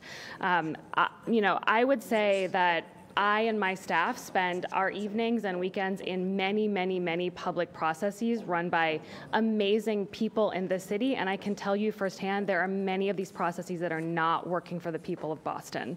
There is a lack of trust, and that is not personal, it is just the reality. And I think that this is not a simple piece of land. It has huge implications for the future of Boston, and it's okay for us to acknowledge that we've had problems with our processes. I've stood on street corners with many of you, talked to Bostonians. We literally have talked to more than 4,000 Bostonians this year alone. They talk to us about traffic. They talk to us about fears of displacement, and they are scared that if this vote moves forward, something bad will happen. That doesn't mean it will. I think it's important for us to acknowledge that that fear exists and create a process first that is collaborative. So I would just say I echo this, and I look forward to working with all of you to move forward, and whatever we decide on together, we will help you figure out how to fund it. Thank you. Thank you. Is Kira here? No. Okay, Will, please. All right, so my name is Will Justice, T-Riders Union, Reclaim Roxbury, and I'm just gonna say that like the city would probably be better to work with than the BPDA, because I emphatically say that they do not represent my people's best interests across the board. And like I said, figuring out funding, they have word for people who trade services for money, and I'm not gonna say it, but like we can't be that. I mean, and that's just straight up and down. We can't like trade services for money. Environmentally, Boston is very backwards. We've literally destroyed mountains in order to create landfill, in order to build on top of which the water is going to take back over. So, I mean, it makes no sense. We're moving backwards. We need to show that we're forward moving. And if you're going to be speaking on environmental justice, you're going to turn us into refugees. We're accepting refugees right now from other countries that are dealing with a lot of environmental issues. And then when we become it, we are going to be refugees other places. So it's like, in order to lessen that impact, we need to be forward moving on this. Because speaking on environment, there's nothing, it's like you're moving against nature. You can't fight nature and win. It's like you want to fight a losing battle. I mean, you're going to be affecting my people. It's already affecting my people. And the thing is, we learn to work with nature, not go against nature. This is one of the most important things. It's like, and the divorce of nature causes a whole bunch of problems. When you talk about growth, I mean, all growth is not good. Cancers are growths that are not good. And this is what's going on. You get what I'm saying? So it's like, I just had to make that very point that literally this, like Tremont was 3 mountains. Three mountains turned into landfill, the water will take back over. So the thing is, we can either work with nature or you try to work against it, and then you're going to lose. And we all lose. you get what I'm saying? So it's like, literally, like, get into knowing what nature is telling us. We're not going to win a battle against nature, so don't fight nature, work with it. Let's work with each other. And like I said, BPDA has never represented our interests. So they are not good people to put this power in their hands. Keep your power, don't give it away to them, who is going to literally do more displacement of us. Thank you, Will. So I appreciate the administration so much. I know Commissioner Fiandaca has a time constraint, so feel free to stay however long you're able to stay. And Councilor Siomo noted he's running to a meeting in his district, but wanted to make one final comment too. Chair, actually, it's not a meeting. My most important asset, meeting, actually, yep. My most important asset besides the land is my wife, and it's her birthday, so that's where I'm going. I just wanted to make a final comment. Having gone through the Winthrop Square process, I lost votes for that one vote. Just, you know, putting it out there. That was 1 acre parcel, over $150 million we're going to get from this. Part of how we develop the RFP, we can do all these studies. We can pay for them. We can put it in the RFP that mandates that any development has to do these studies, so that, to Frank's point, we don't have the money to do that. This is an 18-acre site, 18 acres. Multiplied by 150, big money. I think we can do both. We can move the process forward. The Winthrop process maybe not have been the most perfect process, but there was certainly a lot of community engagement. There was working sessions. We had the BRA down numerous times, and that's all I'm going to say, and I'm going to go take my wife to dinner. Happy birthday, Laura. Thank you, Councilor. Chief, would you like to kick us off? Sure. So thank you so much to Councilor Wu, to all the councilors who are here, to the previous panel, to all the members of the public who have already testified and those who will testify after this. I'm Chris Osgood. I have the pleasure of serving as Mayor Walsh's Chief of Streets. I'm joined here by Commissioner Gina Fiandaca, who leads our Transportation Department, by Sarah Meyerson, who is the Director of Planning for the Boston Planning and Development Agency, and Sonal Gandhi, who's the Senior Policy Advisor for the BPDA. In August, we were last in this room, and I spent about 30 minutes of your time sort of going through a long PowerPoint presentation. I'm not doing that tonight. For those members of the public who are interested in the research we've done over the course of this last year, I'm happy to brief any of you, or you can check out the video from the previous session. Basically, just to spare the time, I'll give the very shortened version. For us, the purpose that we're here, the reason why we've advanced this project is twofold. One is to strengthen basic city services, and the second is to advance the vision the public talked about through Imagine Boston 2030. And much of that work starts with Frontage Road. Frontage Road, as has been discussed, is the 18-acre parcel. It is the home to roughly 400 employees of the Public Works Department, the Transportation Department, the Elderly Commission, the Police Department. And I really appreciate Louise, who I think was the third speaker this morning, your line of, we aren't necessarily glamorous, but we keep the city going. You're right. These are 400 people who we have the honor of being able to work with, who do a great job of keeping the city going. If your street has been plowed, it's been plowed because of the work out of 400 Frontage Road. If you've had parking enforcement on your street, it's because of the work at 200 Frontage Road. If you've had your recycling picked up, your yard waste composted, your trash picked up, all of that is the sort of work that happens out of Frontage Road. And the challenge is that the campus that they are working on is in serious need. And all of you have had a chance to go and visit. Your staff's had a chance to go and visit. Councilor McCarthy, thanks for the good suggestion from our August hearing to go do the tour. As Julie pointed out and showed in the slideshow, if you were there on the tour, you saw where in the tow lot on January 4th, it flooded because we had a nor'easter during a major snowstorm. If you were at 300 Frontage Road, you saw the cracks in the floor because of some settlement of the actual foundation. If you were in 400 Frontage Road, Mike and Fawad no doubt gave you a pretty significant tour of all of the places in the building that are nearing or at or perhaps are past their useful life. We are facing a very serious basic city service problem. I almost would use the word crisis. We are at a moment where the literal foundation of the hub of our basic city service operations is crumbling. And what is great about the opportunity we have before us is if you were on that tour, your staffs were on that tour, you know that it's not just a chance to fix, but it's a chance to actually transform. That we have a chance to go in there and actually reimagine the way in which we do basic city services. There's a lot of inefficient space there that we could actually think about reconfiguring. We could think about actually having people who work together be able to sit together. We could think about giving our own employees the actual spaces and tools and shops they need to be able to do an exceptional job for generations to come. And that is the reason why we think there's incredible urgency in this conversation, and that's why we think we've got a great opportunity before us. The other reason why we are sort of pushing this forward is because of the good work that came out of Imagine Boston 2030 that Sarah led that looks at the direction of the city as a whole, and in particular, this area and some of the areas around it. And there were 5 key themes that bubbled to the top out of the conversations with 16,000 odd people through Imagine Boston 2030. And 3 of those key themes are the ones that all of you have talked about tonight and are sort of core to what Frontage Road can provide. One, and perhaps at the top of that list, is that opportunity to address some serious resiliency challenges in our city. That is a core priority for us, and it's a major opportunity to this site. The second is one that Councilor Flynn spoke to.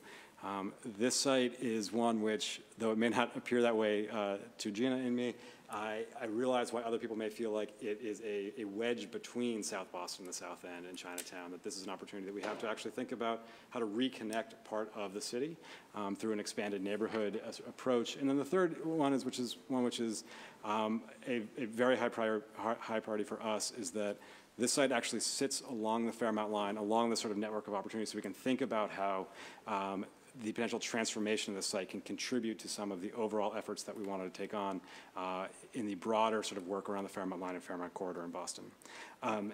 All of that work, on these 2 sort of tracks, the track of improving basic city services and the track of advancing Imagine Boston 2030, as we talked about in our August hearing, there is no statutory reason why they are connected, but there are some incredibly practical reasons why they are connected. The actual reconstruction of our public works and transportation facilities, our police facilities that are there, our senior shuttle facilities that are there, these things are going to be expensive propositions. We have an option of either finding a new source of revenue or being able to reduce the amount of money that we're spending in schools, reduce the amount of money we're investing in parks, reduce the amount of money we're using to transform our streets or our libraries or our community centers. Simply put, we do need to find a new source of revenue if we want to be able to address the basic city service challenge that we've got in front of us.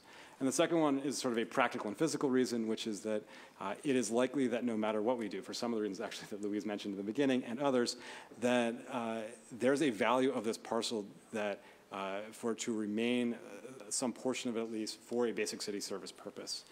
And if that's the case, doing that planning and understanding who our neighbor is or what the plan is as we do that work, doing those things at the same time is actually incredibly important to us. So with that said, and I'm not going to go more into the details, but happy to take any questions with the rest of my fellow colleagues. We are sort of at the end of the beginning of the process. We are here before you requesting a surplus vote, not a sale. We're not requesting a sale. We're not actually even sort of requesting its transfer to the BPDA. We are requesting transferring it from the custody of the Public Works and Transportation Departments to another city department so that we can actually engage in the next round of public conversations and planning conversations to figure out what is the right thing to do at this particular location, both on the tracks of what's the right direction for basic city services and on the track of what's the right future use if it is not entirely about basic city services in the future at Frontage Road. So with that, unless there's other, no, okay. With that, I will gladly turn it back over to you guys. Thank you, Chief. Thank you, everyone. Councilor Flynn, I believe, is deferring because Councilor Flaherty has a time commitment, so Councilor Flaherty has a few questions. Thank you, Madam Chair. Obviously, thank you, Chief Commissioner and the team. Commissioners, from my perspective, obviously, Frontage Road it provides a vital function for our city from both public works and transportation standpoint. So, and I know how important and critical it is for us, particularly on the DPW side of the house, to get salt to the roads as quickly as possible. Yes. It becomes a major public safety issue. But so that currently is, we have the capabilities to do between 12 and 15,000 tons of salt. And so I guess if we're going to talk about a newer, more modern vision for Frontage Road, I guess what's the plan for the salt? Because we do need it. So the salt in particular, so for those of you who aren't aware, although Julie Slides sort of had some of this, Frontage Road itself is sort of an elongated parcel.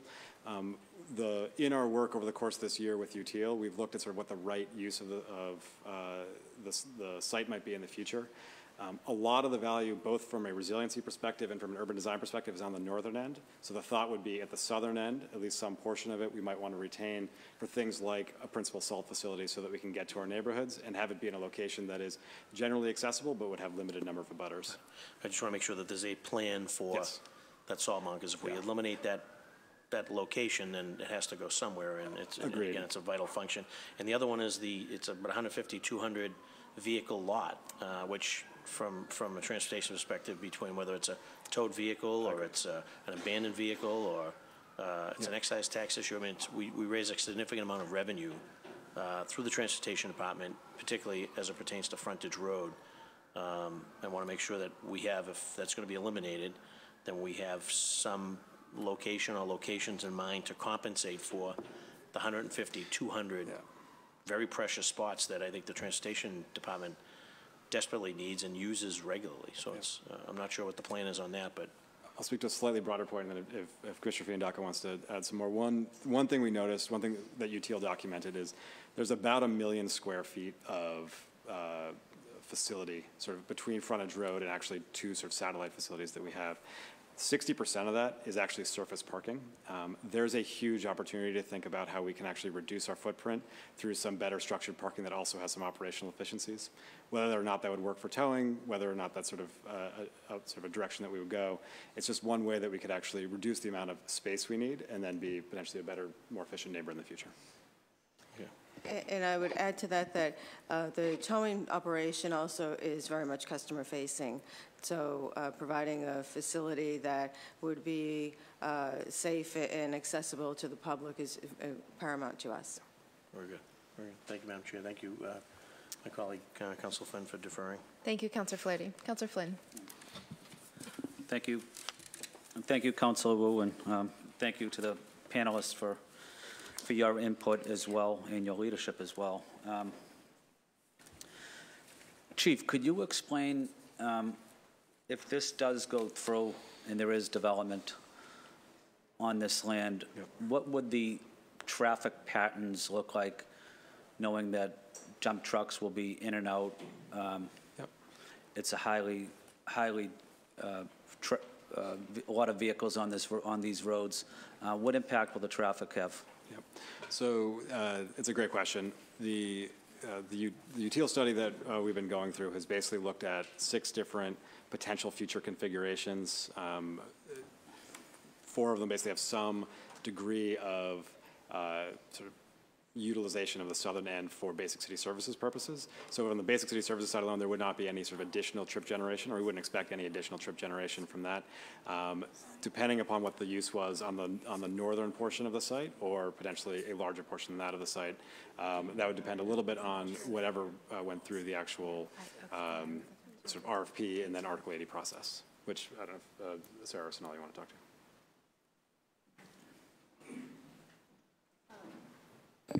What I would just highlight in terms of the overall traffic impacts, just like any development of scale that's contemplated in the city, when proposed, ultimately far down the line from now, well after we would go through any sort of an RFI or RFP process, a selection process that would all include community input and could include studies that were shared as it relates to impacts and mitigation. This would also ultimately go through an Article 80 process, not dissimilar to the Winthrop Square project itself. During that, there would be additional analysis of the transportation impacts and any mitigation that were necessary at that point in time. That would all be prior to there being any approved project and anything moving forward. So I think there are numerous points in time when all transportation impacts and necessary mitigation and overall mobility and transportation improvements could be contemplated. What impact would the development at the Flower Exchange or Washington Village have on the potential of development at, on this parcel of land? So those developments would be considered as part of the baseline, that then you would examine the additional impacts of future development on top of that, so that those developments, while not currently completed today, they would be included as part of that baseline as you then examined what the additional incremental impacts would be of any new development here on this site. So they would be certainly contemplated within that overall analysis. I don't know, Gina, if you have anything else you would want to add. One general piece, which I know that a lot of us share in this room, that there's that particular site, you are 5 minutes to Broadway, you're 5 minutes to Silverline, you're a 10-minute walk, which people don't, I mean, it's hard to imagine you're a 10-minute walk to the South Station.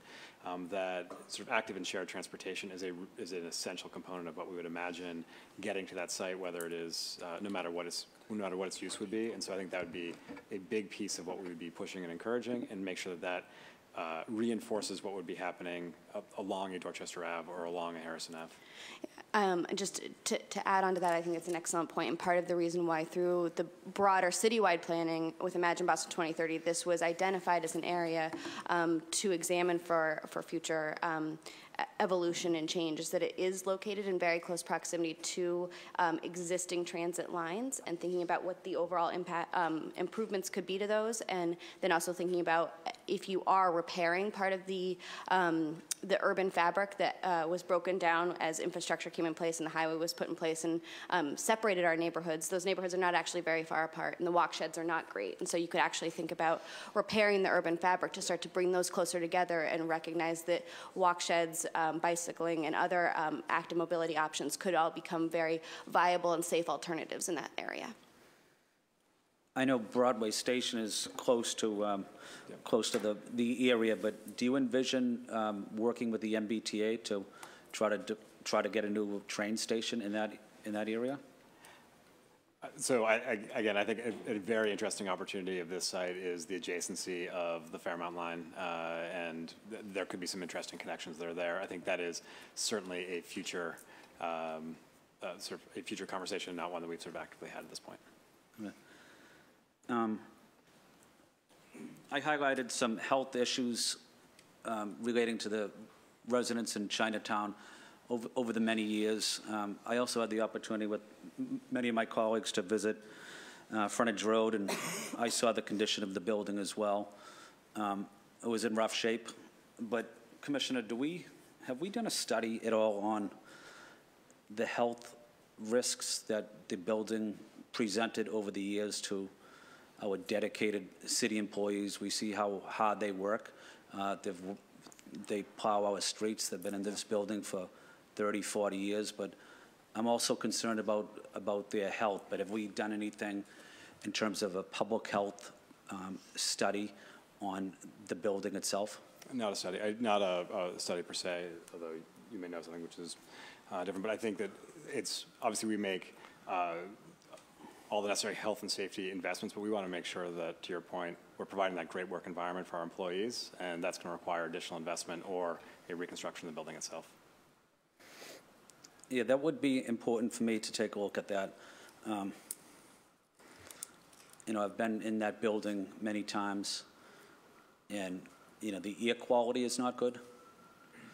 And if you work there for 30 or 40 years, like many of these dedicated city employees have, I would have to guess that there's some environmental health issues.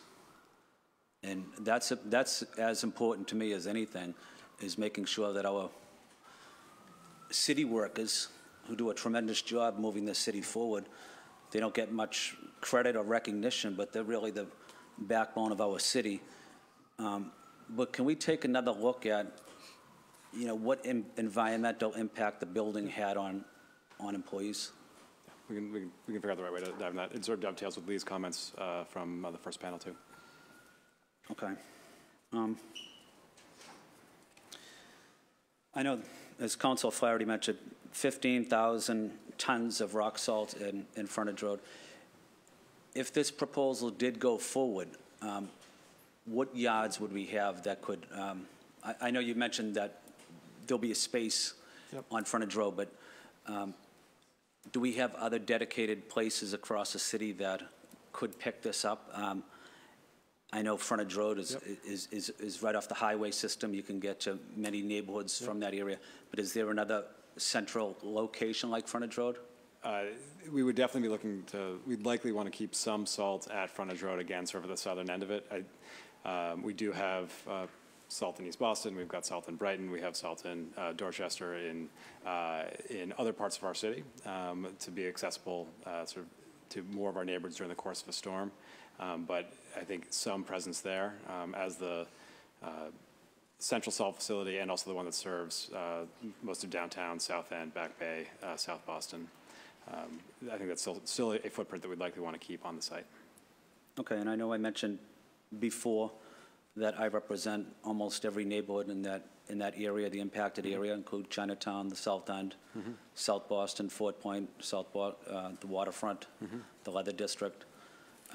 I want to make sure that I have a seat at the table on any discussions. This is very important to my neighborhood, in my district, and I want to know about every small detail, and I want to be involved because I represent the people of District 2, and I'm in the district every single day talking to them, so I want to make sure that their quality of life and basic city services are addressed, and I'd like to ask you to make sure that I'm included on every detail of the plan going forward, regardless of how small. Okay. Thank you. Thank you, Councillor Flynn. Councillor Baker. Thank you, Madam Chair. Chris, what's the square footage of the existing building now? Oh, boy. Sorry. 500,000 square feet. You said you have a million square feet over there as you need? Yeah. The square footage sort of is basically around 450,000 on the... Of that main building? Yeah. But you estimate your total need over there is 1 million square feet? Yeah, so the way they looked at it was they looked at, it's just a little over 1 million square feet, and it is the Frontage Road parcels. It also actually includes 12 Channel Street, which is basically our sign and signal shop. It's a small space over in the South Boston waterfront, as well as the street lighting facility. Yeah. And it's across those three that we have a tremendous amount of of parking. About 10% of it's conventional office space, about 5% of it's salt, and the balance is either storage or shop space, basically our central fleet facility. So we have an opportunity to go vertical. Is there an opportunity to go vertical here? You would need higher ceilings probably, I would think, on the first floor, but ramps where you could... So many of the things which, again, UTL sort of took a look at was ways of reducing the floor plate by going vertical, and also by reorganizing some of the spaces. That there's just an opportunity to think about, actually probably a little bit more space than we have currently in 200 Frontage Road, but maybe even a little less space than what we currently have in 400 Frontage Road, where you've got some very sort of wide and somewhat cavernous sort of hallways and spaces. And then some interesting opportunities to think about how we deal with inventory in different and better ways. So our priority would be our needs first, and then so come up with a let's just throw out 3 acres, 4 acres, and then would we surplus? Would it be a subdivide and surplus? Sarah, maybe this is for you. So I think the question you're getting at, and Sarah can certainly join in on this, the first question, and this is sort of what we will get to at the end of the UTL study, is what is the amount of space we'd want to retain at Frontage Road? In their current models, it was everything from 50% to 30% option to a 20% option. Will you say that? Yeah, 50%, so basically 9 acres, the southern 9 acres, okay. Or 30% or 20%. These are some of the models that they were looking at. It has some impact on, to your point, how so if we build a footprint of 100,000 square feet, we do one building, that's 10 stories.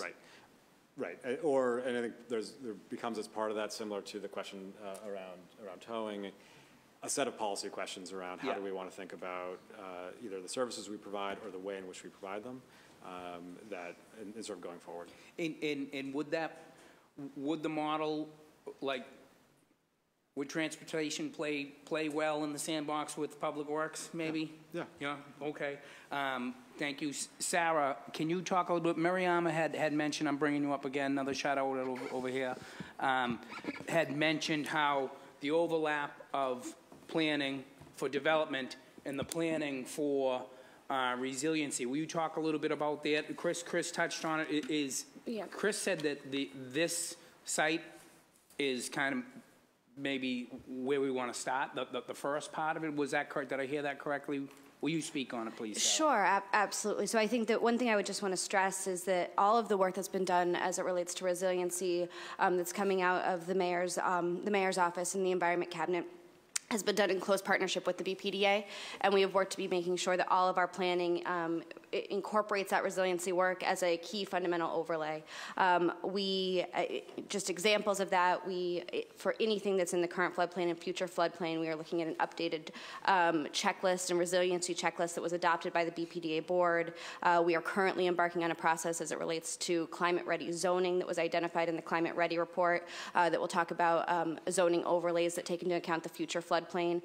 Those are just a few examples, but the most recent work that, that Mayor Walsh spoke to this fall related to the resilient Boston Harbor was done in close partnership between the BPDA planning team and the environment team, in large part because we recognize that the environmental planning, climate change, and land use planning all are so interrelated that we need to make sure that all of those disciplines are coming together at the table. We're doing this model throughout the city. So currently in Plan East Boston, for example, all of those disciplines are coming together through the planning process, and there will be elements of that planning process that specifically focus on resiliency, land use, transportation, and how they're all interrelated. This area here was identified in IB 2030, which took into account the Climate Ready report and then Imagine Boston 2030, and did overlays of the key areas where we need to focus on our vulnerabilities and opportunities to improve our resiliency for climate change, and looked at those overlays within the other prioritization areas, the expanded neighborhood opportunities, the areas for enhancement. I think the interesting thing you see here is an overlap where there's an opportunity to knit back our city, to knit our neighborhoods together, while at the same time thinking about protecting our city and resiliency. And we believe through all of the work that's been done through the past 5 years of planning that there's an opportunity to achieve both of those objectives through future evolution of this site. Good. So with this being our site, will we have more sway on, so if we're asking for a resiliency plan, we start the RFP with this, we can ask for heavy resiliency, correct? Because it's our lot. Now, let's talk about the Flower Exchange in Washington Village. Will they have to come up with the resiliency plan? Are they in the floodplain? So there is a resiliency. Yes, absolutely. So with the Flower Exchange, there is resiliency work that was factored into that planning process itself, and we can, or the Article 80 process, and we can get you the specifics on that. Through the Plan South Boston Dorchester Avenue, that also contemplated some of the vulnerabilities in this area and the opportunity to have elevation along the proposed new Ellery Street there that would help to protect other areas within South Boston, including the Washington Village site. We can also provide the council with that information. That was also referenced within the mayor's broader vision for the resilient Boston Harbor. We do have an opportunity here to ask for more, to think about more, and with this site to think about more through the RFP process. And what we've outlined as 3 key principles that would be included in a future process going forward are a focus on climate change, climate readiness, and resiliency strategies, the opportunity to think about the expanded neighborhoods and bringing our neighborhoods together through the site, and then emphasizing the creation of networks of opportunity and capitalizing on the location of the site along the Fairmont corridor and what that does to increasing opportunity throughout the city. Thank you. Thank you, Madam Chair. Thank you, Councilor Baker. Councilor McCarthy. Very much, Madam Chair. Welcome and thanks for hanging in there, gang. Just a couple things. You know, we've talked about it a long time already tonight about including the environmental impact, and I know that's going to happen. I don't really have any questions. It's more of a suggestion. The Charles River Watershed Association, Julie had her slideshow. She had 2 options, maybe even 3, right out of the gate, and everybody's talking about different options. Now, I've heard soccer stadium. I've heard Matt and I were just talking about City Hall. This building's awful. You know, a lagoon, housing, all kinds of different things. You know, a thought would be is to create a website or at least a suggestion box for things, because to think that, you know, the 60 people in this room have all the thoughts in the world about what could go there, what should go there. You'd be very surprised how many people think outside the box in big, big ways. And I'll never forget the first time I ever knocked doors 6 years ago. I ended up on a street and there was a retired architect, and I never made it further knocking because I ended up on the back porch and he rolled out plans of City Hall, of how to fix City Hall. And I sat there with him for about an hour and 45 minutes as his wife kept going in and bringing back beers as we sat in the back corner. And he was fascinating, phenomenal. And it was to think how you know, the ideas he had to increase this building by 120,000 square feet for not a lot of money. It was unbelievable. I'll give you those plans. But I think a suggestion box would be a good idea, just to as this process moves along. You know, maybe somebody blows us out of the water and we're not going to hear from them because they're not going to come in here to do it. So thanks. Thank you, Councilor McCarthy. Councilor O'Malley. Thank you, Madam Chair. Good evening, ladies and gentlemen.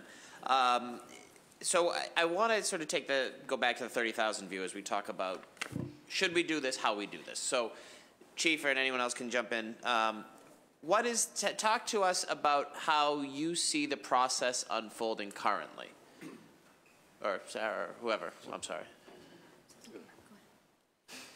Or even, it could even be a hypothetical situation. If you could just walk us through what the process is for disposition and development. So the first thing I would say is that the administration and the BPDA is committed to an open, transparent, community-driven process. So hearing from the panel, you know, ahead of time was really great, because the visions that the panel has for resilient strategies, for mixed-use development, for opportunities that the site might create for the city is exactly what we've been thinking about as well. So we're committed to an open, transparent, community-driven process.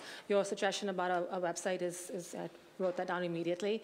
As much input as possible to make sure that this site, first and foremost, meets the requirements for excellent basic city services, and then also meets the goals that we've outlined in Imagine Boston 2030, the expanded neighborhoods, climate change, climate readiness and resiliency strategies, and then creating networks of opportunity. Those are our three principles. Great, and I have no doubt, and I know all of you, and I know you are committed to that, but I guess get on the more granular level. What is the hypothetical process for the development of formerly city or currently city-owned property? It is a vote by the city council, so that the mayor asks us for a vote, and then we vote on what is that thing? So I can start in the let's go ahead. Go ahead. All right. So this would be a vote that would shift the care and custody of the property from Public Works and Transportation to the Public Facilities Commission. Okay. Which is still a city department. It's not BPDA. Exactly.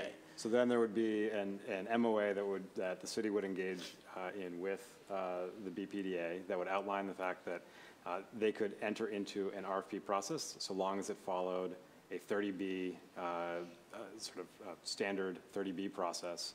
That all the proceeds would actually go back to the city, less any sort of minor fees the BPDA incurred or costs the BPDA incurred. That sort of the things that the city was interested in ensuring, to the gentleman's point, who was the last to testify, that the things that the city cares most about are the things that drive the intent of the framing elements of the RFP, and that the RFP is staffed with city leadership, and that the city basically, frankly, has an ultimate veto on whether it goes forward or not. If there was a successful sort of respondent, the one that we actually all felt confident in, then there is the PFC would then be able to transfer that to the BPDA, and the BPDA could then execute on the actual sale of the property under those conditions of the MOA. And would that trigger a second vote from the Boston City Council? So there is a separate section of this that would, but I don't believe that part would. There would be a vote from the BPDA board on the MOA, a vote from the BPDA board on the selection, and a vote from the Public Facilities Commission on the actual on the transfer to the BPDA. Each of those are sort of public engagement opportunities, and so all of those would occur. The second track of this, as we talked about before, is the basic city services track, and that is where there's actually a tremendous amount of city council involvement. We would need to go out an RFP for somebody to do a facility study, a sort of programming study to figure out what does our space look like, where are we if some or all of us are not entirely on Frontage Road. Then as part of the regular capital budget, sort of all of, obviously the council is deeply involved in the setting of the capital budget to determine what we would actually be building for our basic city services facility. Is there anything was that a fair answer?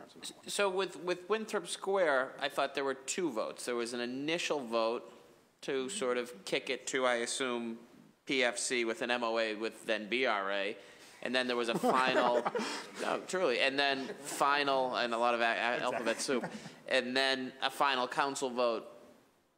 No, the chair's changing your head. The final council vote, I think that you're remembering, was only because the shadow laws weren't anticipated, Gotcha. so it was a home Fair rule enough. petition vote. Fair enough. Thank you. That clears that up, Madam Chair. Thank you. Okay. So I guess my question is, and I think I know your answer, but I'm going to ask it anyway. Why couldn't we have that? Why couldn't we have a process where we invite the public to weigh in on ideas, where we invite would-be developers to submit proposals without transferring the property to the PFC, entering into an MOA with the now BPDA? Why couldn't we just do it contingent upon a vote of the City Council? Yeah, so I'll offer two, but others can sort of join in. One, sort of the city's sort of standard or preferred practice, I understand it, is the actual sort of surplus to the PFC before you actually do any sort of, or sort of entertain disposition. The second is more about the actual outreach. That we think we're going to get better responses if there is clarity that there's unified commitment to actually make a decision if there is a good enough response, and that by going through the surplus process, there's a degree of sort of understanding by any potential respondent that that this is something that the city, that all of us are. So it's the standard operating procedure, but there is no law or there's no regulation that would prevent the city from saying what we want to hear from you as it relates to Frontage Road. Mindful of I mean, we go through this every night of the week. Almost every night of the week, I'm at a development meeting. Oftentimes, this project is dependent upon zoning, the variances being granted. So why couldn't we do something similar here? So in terms of the actual legal specification, there are actually maybe folks in the room who know this, but I would actually, we can get back to it from the law department. But essentially, the preferred practice and what we think would lead it to a better result is that clarity up front and the transfer to the PFC up front. Again, lots of checks still before there's an actual sale, but that step is sort of the preferred step. Well, I appreciate that, Chief. And as I said, I've worked with all of you, and I know all of your hearts are in the right place, and I believe the mayor's heart's in the right place with this as well. I guess I need a little more clarity around the fact that we have to do it this way, and it has to be better than that's been our standing operating procedure, or that's our preferred practice. This is unique. And I think that many people feel as though if we, as an elected independent body, if we simply sign over control of this property to the PFC and an MOA with BPDA, we are going to lose a lot of leverage to affect something that will indeed be the best thing in the city. I have no doubt that something amazing can be with this. And in fact, as it relates to Winthrop Square, I proudly voted for that and would vote for it again because of the benefits that came with that. I think this is unique. It is much larger. It is closer to the water. We need to be a lot more cognizant as it relates to climate resiliency and using that and having smarter development. And while many good plans have been made, and this isn't directed at anyone, I think we can all shoulder the blame in this. Many people feel as though we have these great ideas, but we're not putting into practice the effect to get there as it relates to climate. So I'd appreciate some more clarity after this hearing, and I have another event as well, so I have to leave. But as it relates to why couldn't we have a process without the vote, or that predates the vote, or some other mechanisms in place that would allow for that? And also, how do we, and that's the other thing. My first question is, should we sell the parcel? If we put it up, if we transfer, or if we take a vote on disposition, I think we've answered that question. So I think if you take a vote on surplus, I actually don't think we've answered that question. I think that we would not actually, as any of us in this room, make a decision to sell until we knew that we had both a great solution for basic city services, thinking from the two of us, and a great sort of option for something else at Frontage Road. Has the city ever voted to surplus something and not then sold it? That's a good question. I don't know the answer. But Probably not, I would think. think. But okay. All right, you've been kind. I've gone over my time. Thank you all. Thank you, Madam Thank you, Chair. Councilor O'Malley. Councilor Edwards. Thank you guys for staying around so long. Just to pick up on what Councilor O'Malley had suggested, and to give an example, I think, of being transparent and having a conversation, we had the East Boston Master Plan hearing in East Boston, where we specifically said, and we had people sign up on the areas of which they were going to talk about: zoning, environment, housing, and traffic. And that was a wonderful, I think, display of the administration coming to East Boston to just to first present, but then you also just listened. All the thoughts and concerns people had. Most of it was very constructive. There were some people who were venting, which they naturally have the right to do. But for the most part, it was a moment in time to really talk about what East Boston could look like. And also for you to present the tools and the zoning, the limitations and opportunities that we had. For example, the iPod. And then also to present how the conversation would go going forward about the iPod, about the planning, that Suffolk Downs would have its own separate process, but it was all laid out. And I think that this is a wonderful opportunity. I'm looking at the district councilor too, about that conversation and replicating something like that. Yes, we still have the question of whether we're going to sell, whether we're going to surplus, but how conversations happen and how we get the feedback, not only through the website, as Councilor McCarthy suggested, but how we dream together. That's a conversation that we as city councilors can have any time. And so I look to your leadership, this is your neighborhood predominantly, about having something in district, as a lot of people will not come here. I know you guys look forward to yet another one. But I think if it's a constructive one that is talking about what can happen, as I think we did very well in East Boston, and we're doing it again, and possibly, with or without the surplusing of this, if you're inviting people to dream and talk about these issues and what they make suggestions and they presented reports, you're, again, creating a conversation, coming with solutions. We're having the advocates come in with all sorts of ideas, and I think it's just a wonderful way to really push change possibly the process, but certainly open it up in a way. So I just put that out there as I think we're doing it anyway. You guys come to Charlestown, you guys have gone to East Boston. So they'll put they put the show on the road, and they'll come out there and they'll listen directly to folks. And I think that's an opportunity you should take advantage of, Councilor Flynn, if you are so inclined. Thank you, Councilor Edwards. Councilor Sabi George. I actually, I have no questions. Thank you. Thank you. Thanks.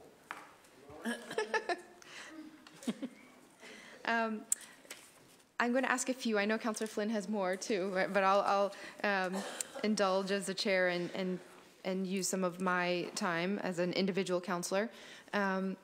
So I hear that the city's doing a lot, and I know, I mean, I've spent a lot of your time already with individual meetings on various initiatives related to climate planning and development, et cetera.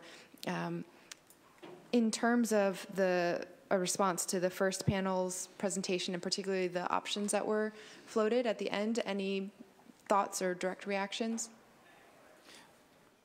I have two. I mean, and others may have better. I think that it is very understandable that is a huge priority. As Councilor Turner said, I mean, I think all of us are struck by the reality of sea level rise. And this is why the mayor's been doing the carbon-free Boston work and the climate-ready Boston work.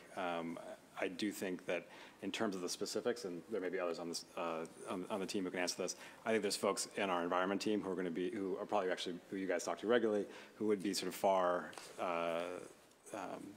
who could give sort of a far more detailed sort of response to how we would think about what the climate-ready Fort Point Channel or climate-ready South Boston work says about this particular area, and how we'd want to think about rolling that into the RFP. That's a fair. I'm even talking about just the two specific images. Yeah. So, I think that the second image, as it related to an opportunity to incorporate a number of different objectives on the site, is particularly interesting to examine. And I think one thing that I would want to spend time with our environment team doing is examining that in conjunction with the other plans as it relates to resiliency along the Fort Point Channel. This is a system and it works together. And so how do those resiliency measures and this resiliency measure work together, also alongside the resiliency work at Moakley? One of the things that was interesting that came up during the Resilient Boston Harbor work was how important it was to to tackle the needs of the resiliency along the Fort Point Channel and resiliency at Moakley at the same time, because they do work together, and ultimately it was inundation points at both of those areas that come together and then flood into the neighborhoods in the event of storms and sea level rise. And so I think that the opportunity here is to examine these types of solutions that blend stream restoration, some wetland restoration, green infrastructure, new open space, and overall resilient building design, how those things can work together within this broader system. I think that suggestion is not dissimilar from the approach that we're taking in vulnerable locations throughout the city, and would have the great opportunity to ask for even more here, given, as Councilor Baker said, that this is a public land disposition, and we have the opportunity through an RFI and RFP to explore those solutions that are district scale and can work together with other city objectives that are already ongoing. And what about the first image? The wetlands image? Mm-hmm. So I think that the one thing that we all have to keep in mind, and this goes back to the need for maintaining our city services, is how in the event that a wetland solution here, which I think would not necessarily be precluded from being proposed through a process, through our public process, but how that solution would then dovetail with our needs as it relates to critical city services, and ultimately future-proofing and improving our ability to provide for those city services. The Chief Osgood can speak to it, but we certainly do have a financial need as it relates to the facilities and then the ongoing operations of those services. One of our assets is our land, and I think we have to think about that as an asset in all of the different ways that it benefits the city, the environmental benefits, the social benefits, and then ultimately the financial benefits that go back into the public fisc and public financing to pay for other basic city services. This ultimately is going to be a discussion around the trade-off between all of those areas. We, as currently contemplated, and I think has been discussed before the council, the idea of having a public process here would be a very broad process, and something like a wetland solution could be contemplated. And I think the benefit would be to design a process that then asks someone who is a proponent of that type of a proposal why that provides the greatest public benefit. So I'll say, I guess I want to, okay, I'm going to react before I get to my next question.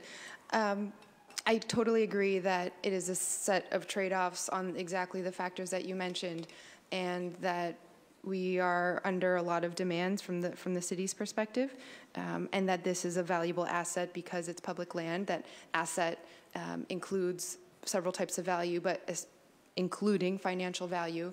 But I suppose when the city is holding land, publicly owned land is not owned by any individual person or elected official or company or organization. It's owned by the people, the current and future residents of Boston.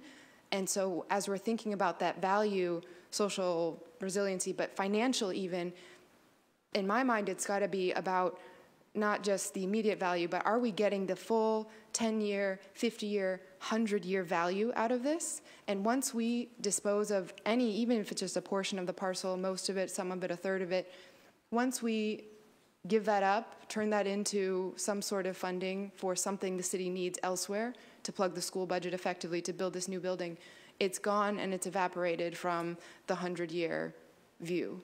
Whereas when we hold the land, when we think about what we're generating for grandkids, grands, that's the time frame that I'm hoping, that I'm hearing from the community that they want the city of Boston to be thinking, and that doesn't necessarily come across from the administration's sort of first set of considerations. And I know there's a lot that we're trying to get out of this. So, and I think the second part of the reaction is that the suggestion that by setting up a public process where anyone can submit any ideas and people can feel free to try to propose a wetlands and offer a way that we should, and maybe it'll just open up the city's eyes and yes, there's something we didn't realize and we can do that.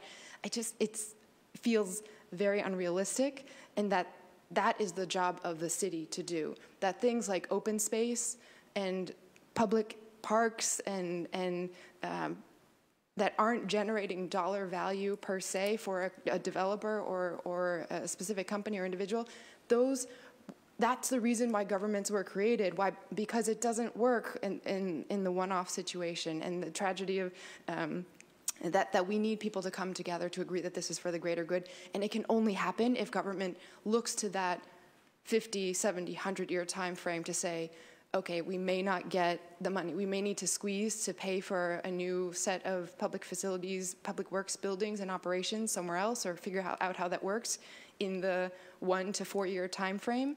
But 100 years from now, all of Roxbury and the South End and and parts of Dorchester and South Boston will realize that this land is now absorbing so much more of the floodwaters and they still have access to more of it. So it doesn't feel to me like that first image is being considered seriously at all.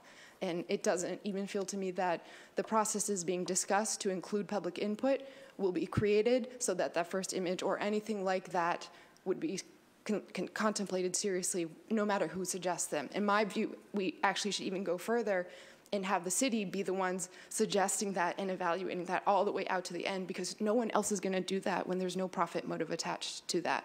Sure, we're going to get the proposal about the soccer stadium. We're going to get the proposal about housing, probably luxury housing. We're going to get a proposal about commercial development and an office tower or, some sort of new seaport. But it's our responsibility to make sure that we have X'd off every other way that that private parties wouldn't have gotten to that could be in the greater public good first. So that's why I think the need for exactly what the first panel was saying just continues to become clearer to me and more urgent. I would ask that, so anyway, back to my questions. As we're thinking about just the dollar value of the land, if we are trying to squeeze the highest and best financial, payment to the city that we can out of whatever portion could be deemed developable or ready for development, is it worth more? Could the city get more value if a parcel of land is zoned for the use, if it's permitted, or if it's just unpermitted land?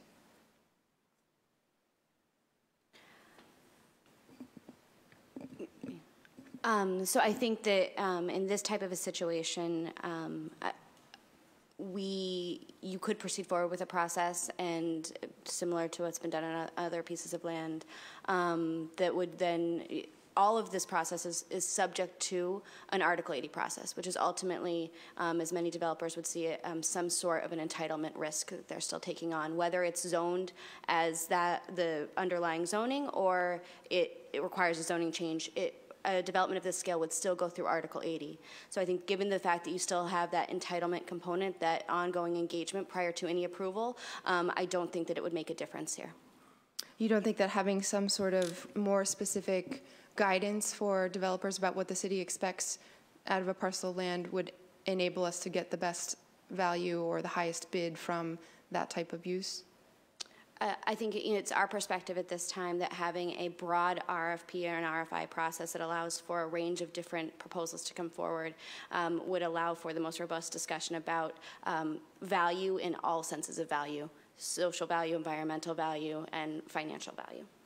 Okay. And then, so just getting back a little bit to the integration of climate planning and development planning for development,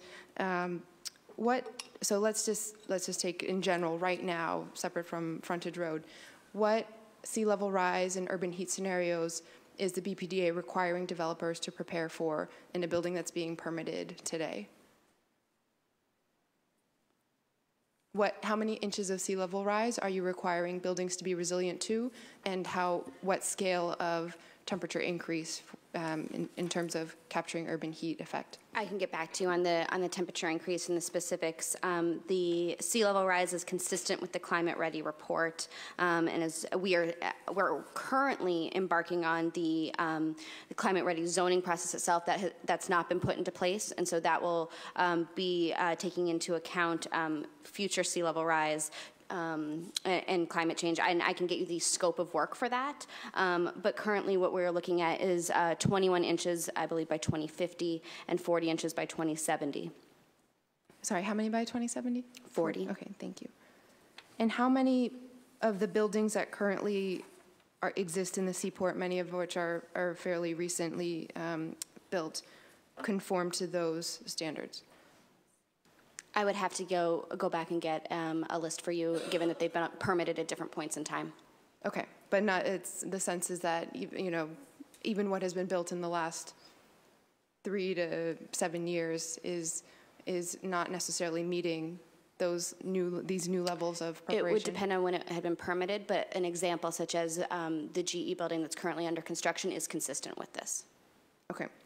And then just thinking through the process, so I know that there was already, I don't know if the vote already happened, but the BPDA board has already been approached with an agenda item about Frontage Road and an RFI, is that correct? So we went to the BPDA board on November 15th, so a couple of weeks ago at the November board, just to request authority to advertise and issue an RFI if we chose to do so. Correct. And did you get the authorization? Yes, it was approved. Okay, so meaning... It's a tool in our toolbox. Okay, so can you just explain a little bit one step further? So meaning at any time from now on, who could make a decision to have what documents go out? So regardless of council action, I mean. Sure. So the RFI is just a tool in our toolbox, and what it does is it would allow for us to, issue an RFI to ask for a broad range of responses, cast a wide net to look at what opportunities exist on this site, and not precluding any ideas whatsoever. It's we have some precedent for doing so, for issuing RFIs for development parcels, for uses and/or development proposals. And so it really is just a tool that we have used in the past to solicit responses to to the development proposals across the city. And this is how Winthrop Square happened, right? An RFI into an RFP. Yep. And so, are you anticipating putting out an RFI with any specific timeline? As I said, it's a tool in our toolbox, and it's something we definitely consider. Would you commit to not doing an RFI until the council has weighed in? I think the interest is if there's a surplus vote, that's when we can sort of think of RFI, RFP, that sort of pieces that are ahead of us. So you're saying there will be no RFI until a surplus vote? We can certainly take that back, but I think the interest right now would be to use that sort of tool sort of after a vote. I don't like that we can certainly take that back part. Everything else is, so unclear right now whether there's a commitment to hold off on the RFI for a surplus vote or clear?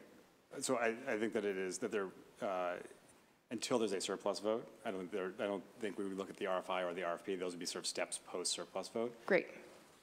Okay.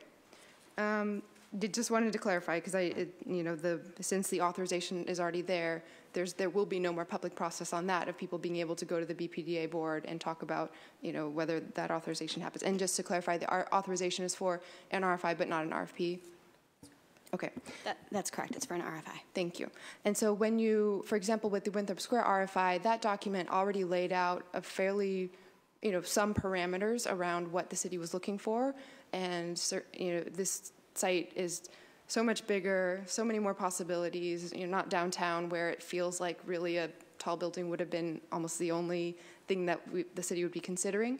So what would you put in the RFI if you had to, let's say the surplus vote happened tomorrow and therefore you wanted to release the RFI next week, what would it say? At the risk of sounding repetitive, I think the RFI would include, the principles that we've been talking about, which is expanding the, neighborhoods, transit-oriented development, focusing on climate change, a big focus on climate change. And what about climate change would it say in there? How many inches of sea level rise? How many degrees? So we would definitely refer to the Climate Ready Boston. I mean, that report has been out there. We have in our notes sea level projections, what the 21 inches by 2050, which thank you, Julie, for bringing up and presenting in your presentation as well. 21 inches by 2050, 40 inches by 2070. What are the approaches? What are the innovative approaches that could be taken to address these issues that we know are in our reports? creating networks of opportunity. How do we take advantage of the fact that this site is on the Fairmont corridor, expanding opportunities to neighborhoods, the Dorchester, Mattapan, Reedville, and Hyde Park, and how do we actually get folks to come and access any kind of opportunities on the site. So it would be based on principles that the panel ahead of us really raised, and that we've also identified in Imagine Boston 2030. So given that even with the Winthrop Square project, which I think, regardless of how anyone thought about the shadows and not knowing and knowing and all that aside, that the end result, I think, funding different priorities that the city and the administration are very happy with, it did feel like that the RFI set the tone a great deal, and that here, because anything is on the table, I mean, that RFI would be open to anything from soccer stadium to housing to reconstructed wetlands. My suggestion, and this is being put out there for your feedback, not as I'm not just saying it, my suggestion for feedback is that the council and the community, as requested, and the administration embark on a reasonable, you're not talking 5 to 10 year, but maybe several month-long process with public meetings, workshops, etc., to arrive at a publicly planned, or at least feedback incorporated sense of what the prioritizations might be, what the opportunities are, what people are hoping for across the city, and that then to be directly baked into the RFI. I mean, again, speaking now as an individual, not necessarily as on behalf of any of my colleagues, Chief, you referenced earlier that you're asking for a vote to surplus, not to sell. And it was, I think, a little bit confusing because in the council's mind, we take so many votes around sales and anytime something goes out. But in this case, we would not have the or standard practices that we do not have that second vote. But so in my mind, if the process were set up that there could be a surplus vote and then another vote, I'd be fine, moving ahead with feel much differently about the surplus vote. Given that that's not the case, I think we should either talk about adding a commitment to a second vote that has any, it could be it doesn't have to be after the developer is picked and this and that, and therefore you're putting all of it at risk by having that asterisk that says subject to a council vote, but some vote to react to responses to the RFI or the RFP, et cetera. Maybe it's just the RFI. In addition to that, having this several month-long process co-led by community to help shape the RFI, because the RFI as presented now, it feels very, very broad. It feels similar to other RFIs that have gone out that the council has worked on, for example, around community choice energy that didn't get a lot, some of these, when they're written so broad that the private sector or nonprofit or whomever doesn't feel like they have a realistic chance, why bother going through the effort of putting together a proposal? If we help narrow it and shape it with public participation ahead of time, the RFI, I believe, will have better responses, and the public will have had, will be able to actively shape the processes that the city is going to keep going down. Any thoughts on that? Would the administration commit to joining that sort of mini planning process prior to an RFI? We can certainly take that back unless there's what. Yeah, the one thing I would just add, I think it's certainly a point well taken, and we can bring it back and have a discussion.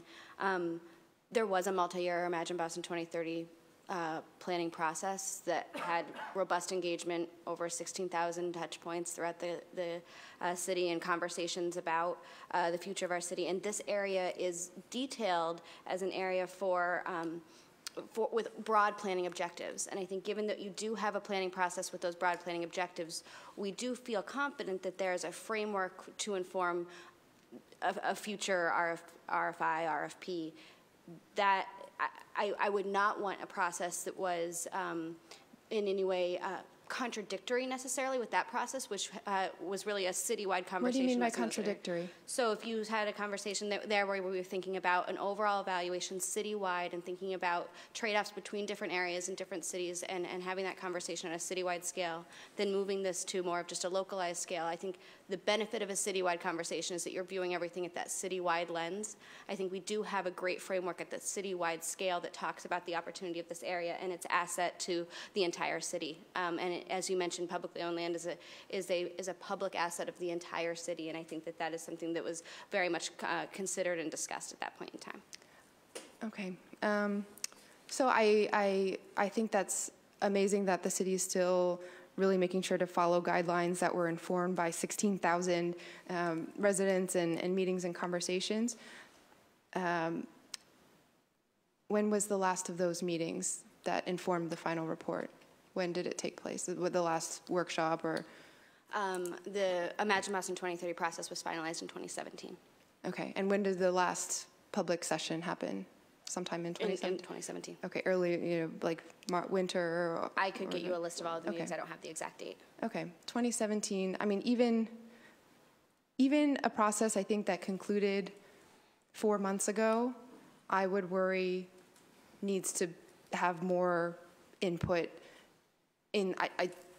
between the UN Intergovernmental Panel on Climate Change report that came out, between this most recent national assessment of climate, the urgency, the numbers that we need to react to be safe from climate change are being ratcheted up month by month, not even year by year at this point. And so I don't know that the city has been having conversations that are inclusively empowering community to understand and react to and inform the real risks that we face. That was what came across to me from the first panel's presentation, that yes, I'm so happy we have Imagine Boston 2030 and I have the manual, I treasure it, but we have to, the opportunity we have here with this size parcel, that's city-owned land, and the stakes, if we don't get it right, we have to be willing to add a few months into the process.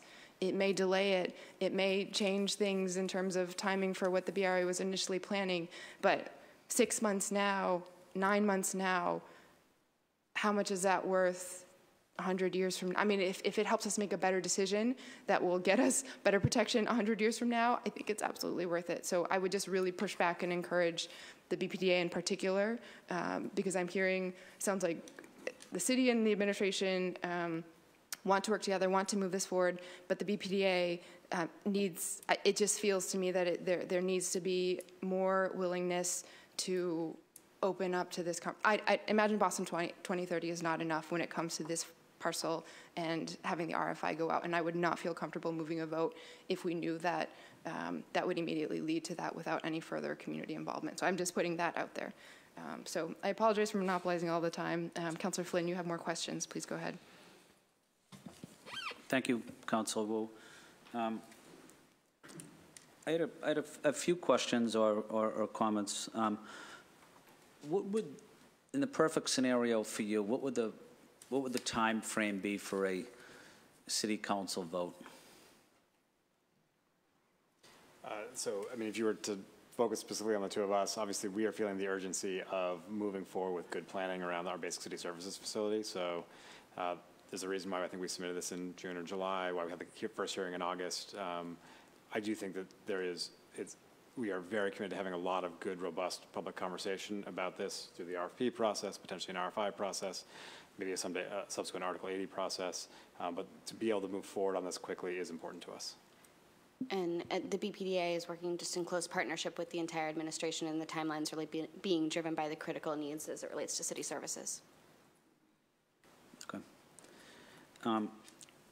Would this discussion, would it be a citywide discussion for all neighborhoods of Boston, or would it be the impacted neighborhoods around the land? So the process itself would be an open community process, and we're committed to an open community process that would include the entire city. This is a unique situation where the impacted area would certainly be what would be considered as it relates to impacts, but we also have a city asset. And so we would be having a conversation that's citywide, but then also thinking about the direct impacts to the adjacent neighborhood. When we think about impacts, we're thinking about those impacts at multiple scales, and given the unique nature of this parcel, that it's a city asset, and then also any future transformation and change would directly impact those adjacent neighborhoods, you would be viewing it at both levels. As you transition more into an Article 80 process, down the road, if there were to be the direction where there was additional building on the site, those impacts would be evaluated in the traditional way that Article 80 is evaluated, where we think about the direct impacts to the surrounding area. Okay. No, I understand that it will be a citywide discussion on Frontage Road, but I'm more focused on the impact to neighborhoods. That's what's a concern to me, what impact that would have on the quality of life of residents.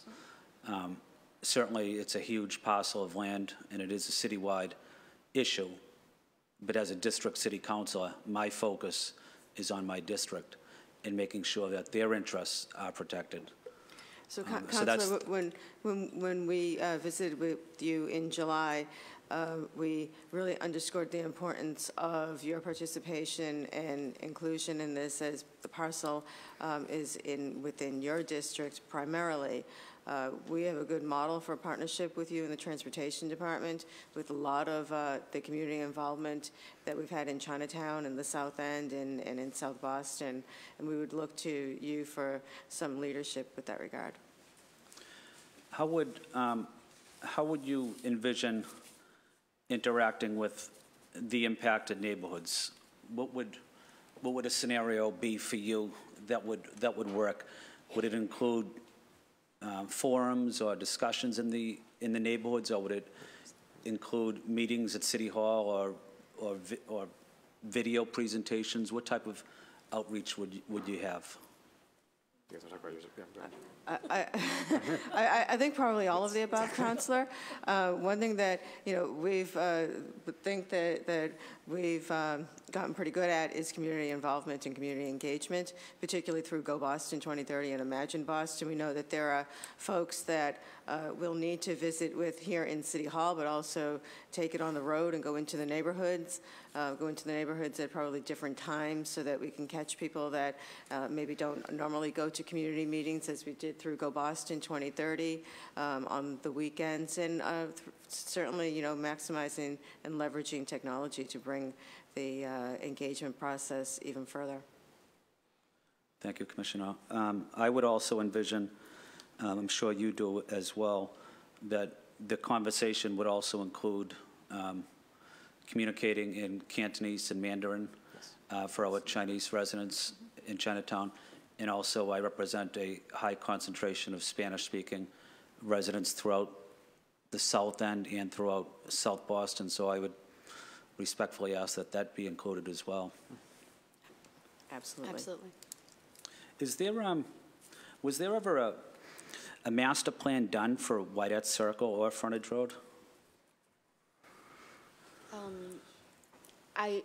I don't believe that there's a recent master plan that has been done for the areas. There was certainly work that was done by other bodies outside of the city that's thought about the future of those areas, but there's not been a recent plan from the BPDA. In the past citywide plan that dates back more than 50 years, this was an area that was included in that plan, and I don't believe that it got very detailed in that master planning, and certainly didn't contemplate the impacts of climate change, but it did contemplate evolution of that area. I know we talked mostly about Frontage Road, but what can you tell us about Whitehead Circle? Can you give us any background information about the land, who owns it, what's it used for, what are some of the challenges, transportation issues, how do you get in and out of Whitehead Circle as well? The Whitehead Circle area itself, as you highlighted, does certainly have access and egress issues related to getting to that site. Those are ones, when you think about the broader area, including the Frontage Road parcels, that could be enhanced over time if you were to think about increasing the access and egress points. The land itself is privately held. I believe it's held by a cooperative of businesses currently. Those are businesses that primarily work in the seafood and meat processing businesses. And those are important businesses to the city of Boston that we would work to. I think they are currently going through their own thought process about what makes most sense for them as businesses. We've had conversations with them just as it relates to what can we do from the city's perspective to support them and support their continued operations in the city of Boston. There's also a cold storage facility in that area. Is that property up for sale now, or? They, I think, are contemplating what the future is. We don't know the nature of the sale process, though. Do we envision that it would continue to be seafood, a seafood type of warehouse and cold storage, that type of, those types of businesses? We don't know at this time, but there's not been any change to the zoning. There's not been any process, and that would ultimately be part of any future evolution of that area. Okay. So what's our next step in terms of outreach to the community? So I think what we've been looking at, at least specifically on the Frontage Road process. Yep. So obviously, I think we've been very fortunate to have the hearing both tonight and the hearing earlier in August. Again, as we've talked about, that next step would be sort of a surplus, which would then allow us to think about how do we think about the toolkit of RFIs or RFPs and other ways in which we would do sort of, outreach to the community, websites, et cetera, some of the things which have been suggested tonight. Okay. And then my final request, I don't want to monopolize all the time. I know I highlighted environmental hazards for people working in Frontage Road. I think that's an important issue that we should take a look at. It's similar to me for, thoroughly cleaning a firehouse every so often to make sure that our firefighters are living and breathing in an environment that's healthy. I also want to make sure that our public works workers, who we have the great amount of respect for, also are treated fairly in this process. But I would really like to see a health assessment, if we could do that, on what the health effects are or were for people working in that building for so many years. It does bother me.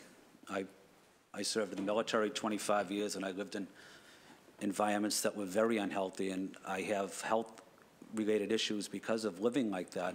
But I want to try to make sure that other people that have lived in those environments as well get the needed medical care. So that's a priority for me. I certainly appreciate that, and you're right to reference Commissioner Finn. The fire department has been terrific leaders in this regard. Okay. So you will get back to me on some of those issues? All right. Yep. Thank you, Chief. Thank you, Councilor Flynn. Councilor Sapi George? Okay, I'm going to keep going for a little. And again, I know, Commissioner, especially you feel free to, I can follow up with any individual member of the panel who has to leave. So I'll just keep going until we get through. So just to focus on the point about needing to pay for city services being relocated, I think the estimate in the last presentation was something around $175 million that an anticipated relocation and rebuild in whatever configuration would be. What time period does that, and at that hearing, I think I had also asked if that relocation and rebuild would happen regardless of a sale and a vote, and the answer was yes, although it would then have to come from other parts of the budget and make it stressful. Right. But that there is urgency to that regardless of this other conversation. So, Chief or whomever, what is the timeline in terms of when those services need to start being pulled away? So the next step for us really is that on that other track, essentially, is to bring in a consultant who can help us do a programming study that looks at more in depth at sort of the nature of the spaces and what adjacencies make sense and the modernization of our facilities, and then figures out what how you design and construct a building around that. Trish Lands is more the expert than at least I am on this, but we would expect to be able to go out with that in 2019. That would probably take at least a year to be able to actually do that sort of that analysis, which would then allow us to do sort of design and construction documents for a building. But we are we're still at least a year away from that process. And until so 2019, the study goes out, 2020 it comes back and a decision is made about potentially multiple scenarios. Exactly. Until that decision point in 2020, will Public Works and everything else continue to operate at Frontage Road? Yes. Yep. Okay, so there's time even before anything physically starts being moved off of the site. And will the city be putting more money into the building to keep it sort of resuscitated until then? So we are redoing the water line and the sewer line this year. We are sort of ramping up a contract. Omar was here, he just left, who was our budget analyst, to help us manage, help us with our elevator banks in 400 Frontage Road. So there's some minor maintenance contracts, and then the water and sewer line are more significant reconstruction projects that are. And these are all in the capital budget? Yes. Yeah. So, for example, because the bonds have already been floated, right? So if the site all of a sudden gets shut down and the city's still liable for debt service, to what happens? Yeah, so this is something which our A&F office, our CFO, has been taking a look at. Essentially, it would there's some added complexity, which has an impact about whether you would go with a lease or a sale, and that's something which we had talked about in August. And we can, rather than misspeak, I can get you sort of her specific take on exactly that question about the impact of bonds. It would just, it adds a layer of complexity. It doesn't sort of change any, as I understand it, doesn't change, it doesn't limit our options in any way. Well, it just affects the cost number that needs to be made up, right? My understanding, and please correct me, is that whatever amount is still due in debt service, if the parcel is no longer used in that way, then it's due immediately. The rest of it is due immediately. So our CFO, she's been looking at exactly this question, and so I'll get the answer from her. Okay. Do you have a sense of about what scale of capital funding has been put into the site? I believe we're currently, it's sort of going forward, you mean? No, from that we've already put in that, what existing obligation will there be? So since about 2010, I think we've put in around $27 million worth of investment in the site. Presumably there's some debt that actually is older than that, and I don't have that full number. Okay, but there would be a significant amount that would need to be paid off on top of the actual costs of constructing a new building or buildings. I think there's a way, actually I'm not sure it has to be paid off, but this is the answer. If it's sold, but if it's leased, then, okay. Okay. And then, okay, so let's see, what are the questions? So the tow lot now, does that make a profit as is, or is it just more about compliance?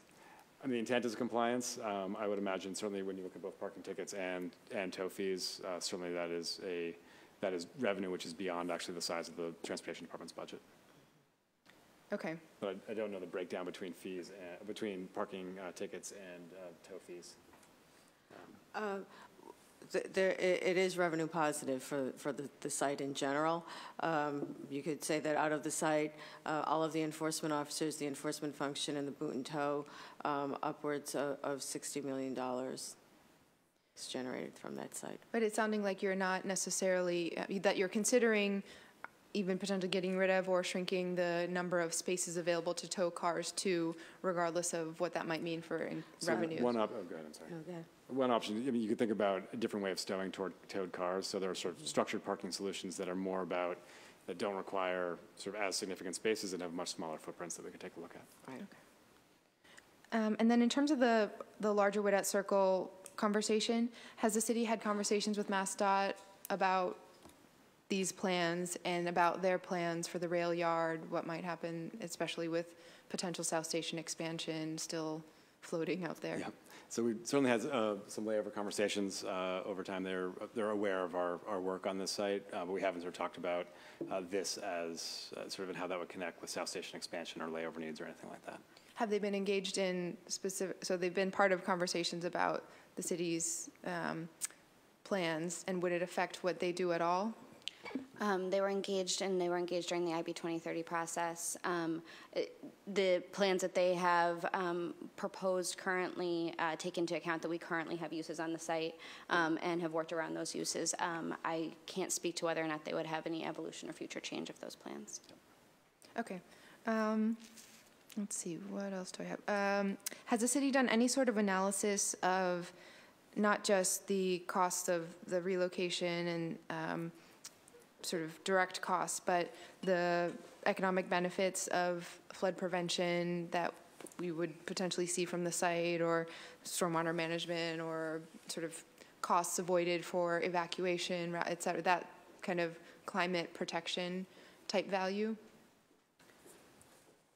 Work along those lines as it relates to the benefits of protecting our city now and the cost of that benefit compared to the cost later has been done through some of the district planning through the Climate Ready District plans. Yeah. I do not know if anyone has been done for this site. I don't believe it has, but we can follow up with you on that. Okay. Okay, let me just do a quick, do you have anything else, Councilor Flynn? No. You're good, okay. Let me make sure I didn't miss anything. So, and then finally, are there requirements now that developers are not just meeting meeting standards to prepare their own buildings for certain levels of climate change, but also acknowledging the impacts that, basically not spreading the water elsewhere? In opportunities where we have significant enough sites where you can think about those district solutions, they are being contemplated.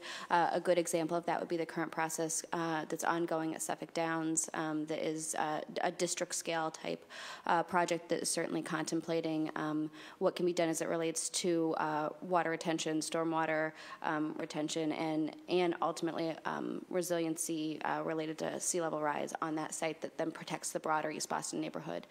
Those are district solutions, not building specific. Not every building allows us to contemplate that, but where it does, it certainly is part of the conversation. Okay.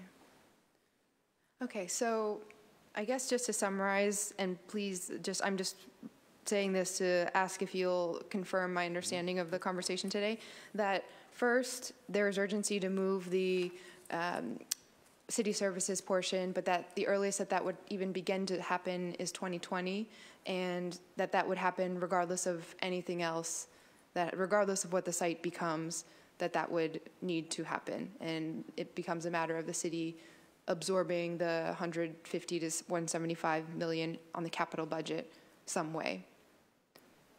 Yes, certainly we need to move ahead with that. It is, and there is a need to figure out the right way to finance that. Okay, and secondly, that the BRA is ready to go, authorization-wise with an RFI, but not an RFP.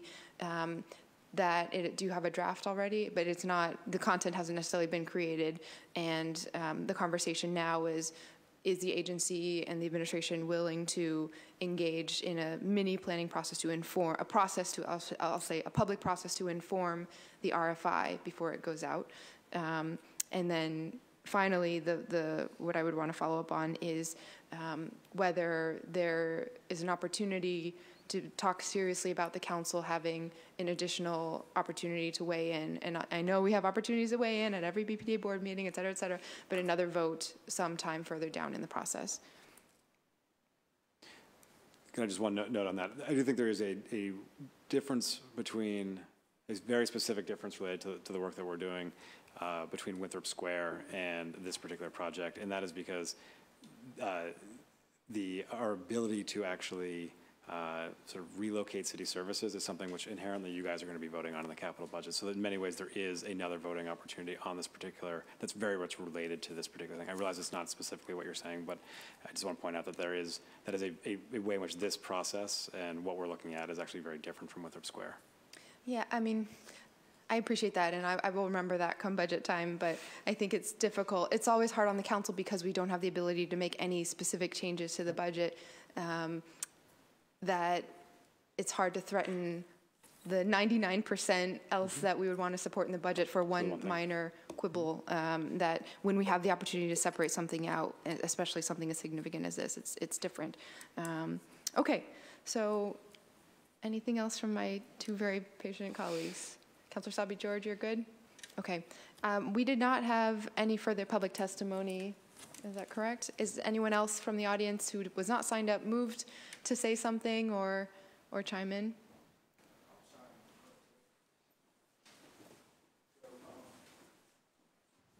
Because one of the things I did not hear mentioned was the Plan Dudley process, which there has been multiple occasions where we have opposed BPDA stance, and they've said, oh no, we don't need a moratorium. They repeated it to us 5 times in our own neighborhood when they came to Roxbury, said we don't need a moratorium 5 times. They're not open for community input, and I'll say that, and that's why we can't trust them. Thank you, Will. Okay, thank you everyone for your patience and for coming to our second hearing. This will conclude the City Council's hearing on docket number 1087, message in order to declare surplus city-owned former Public Works Department parcels at Frontage Road. This hearing is adjourned.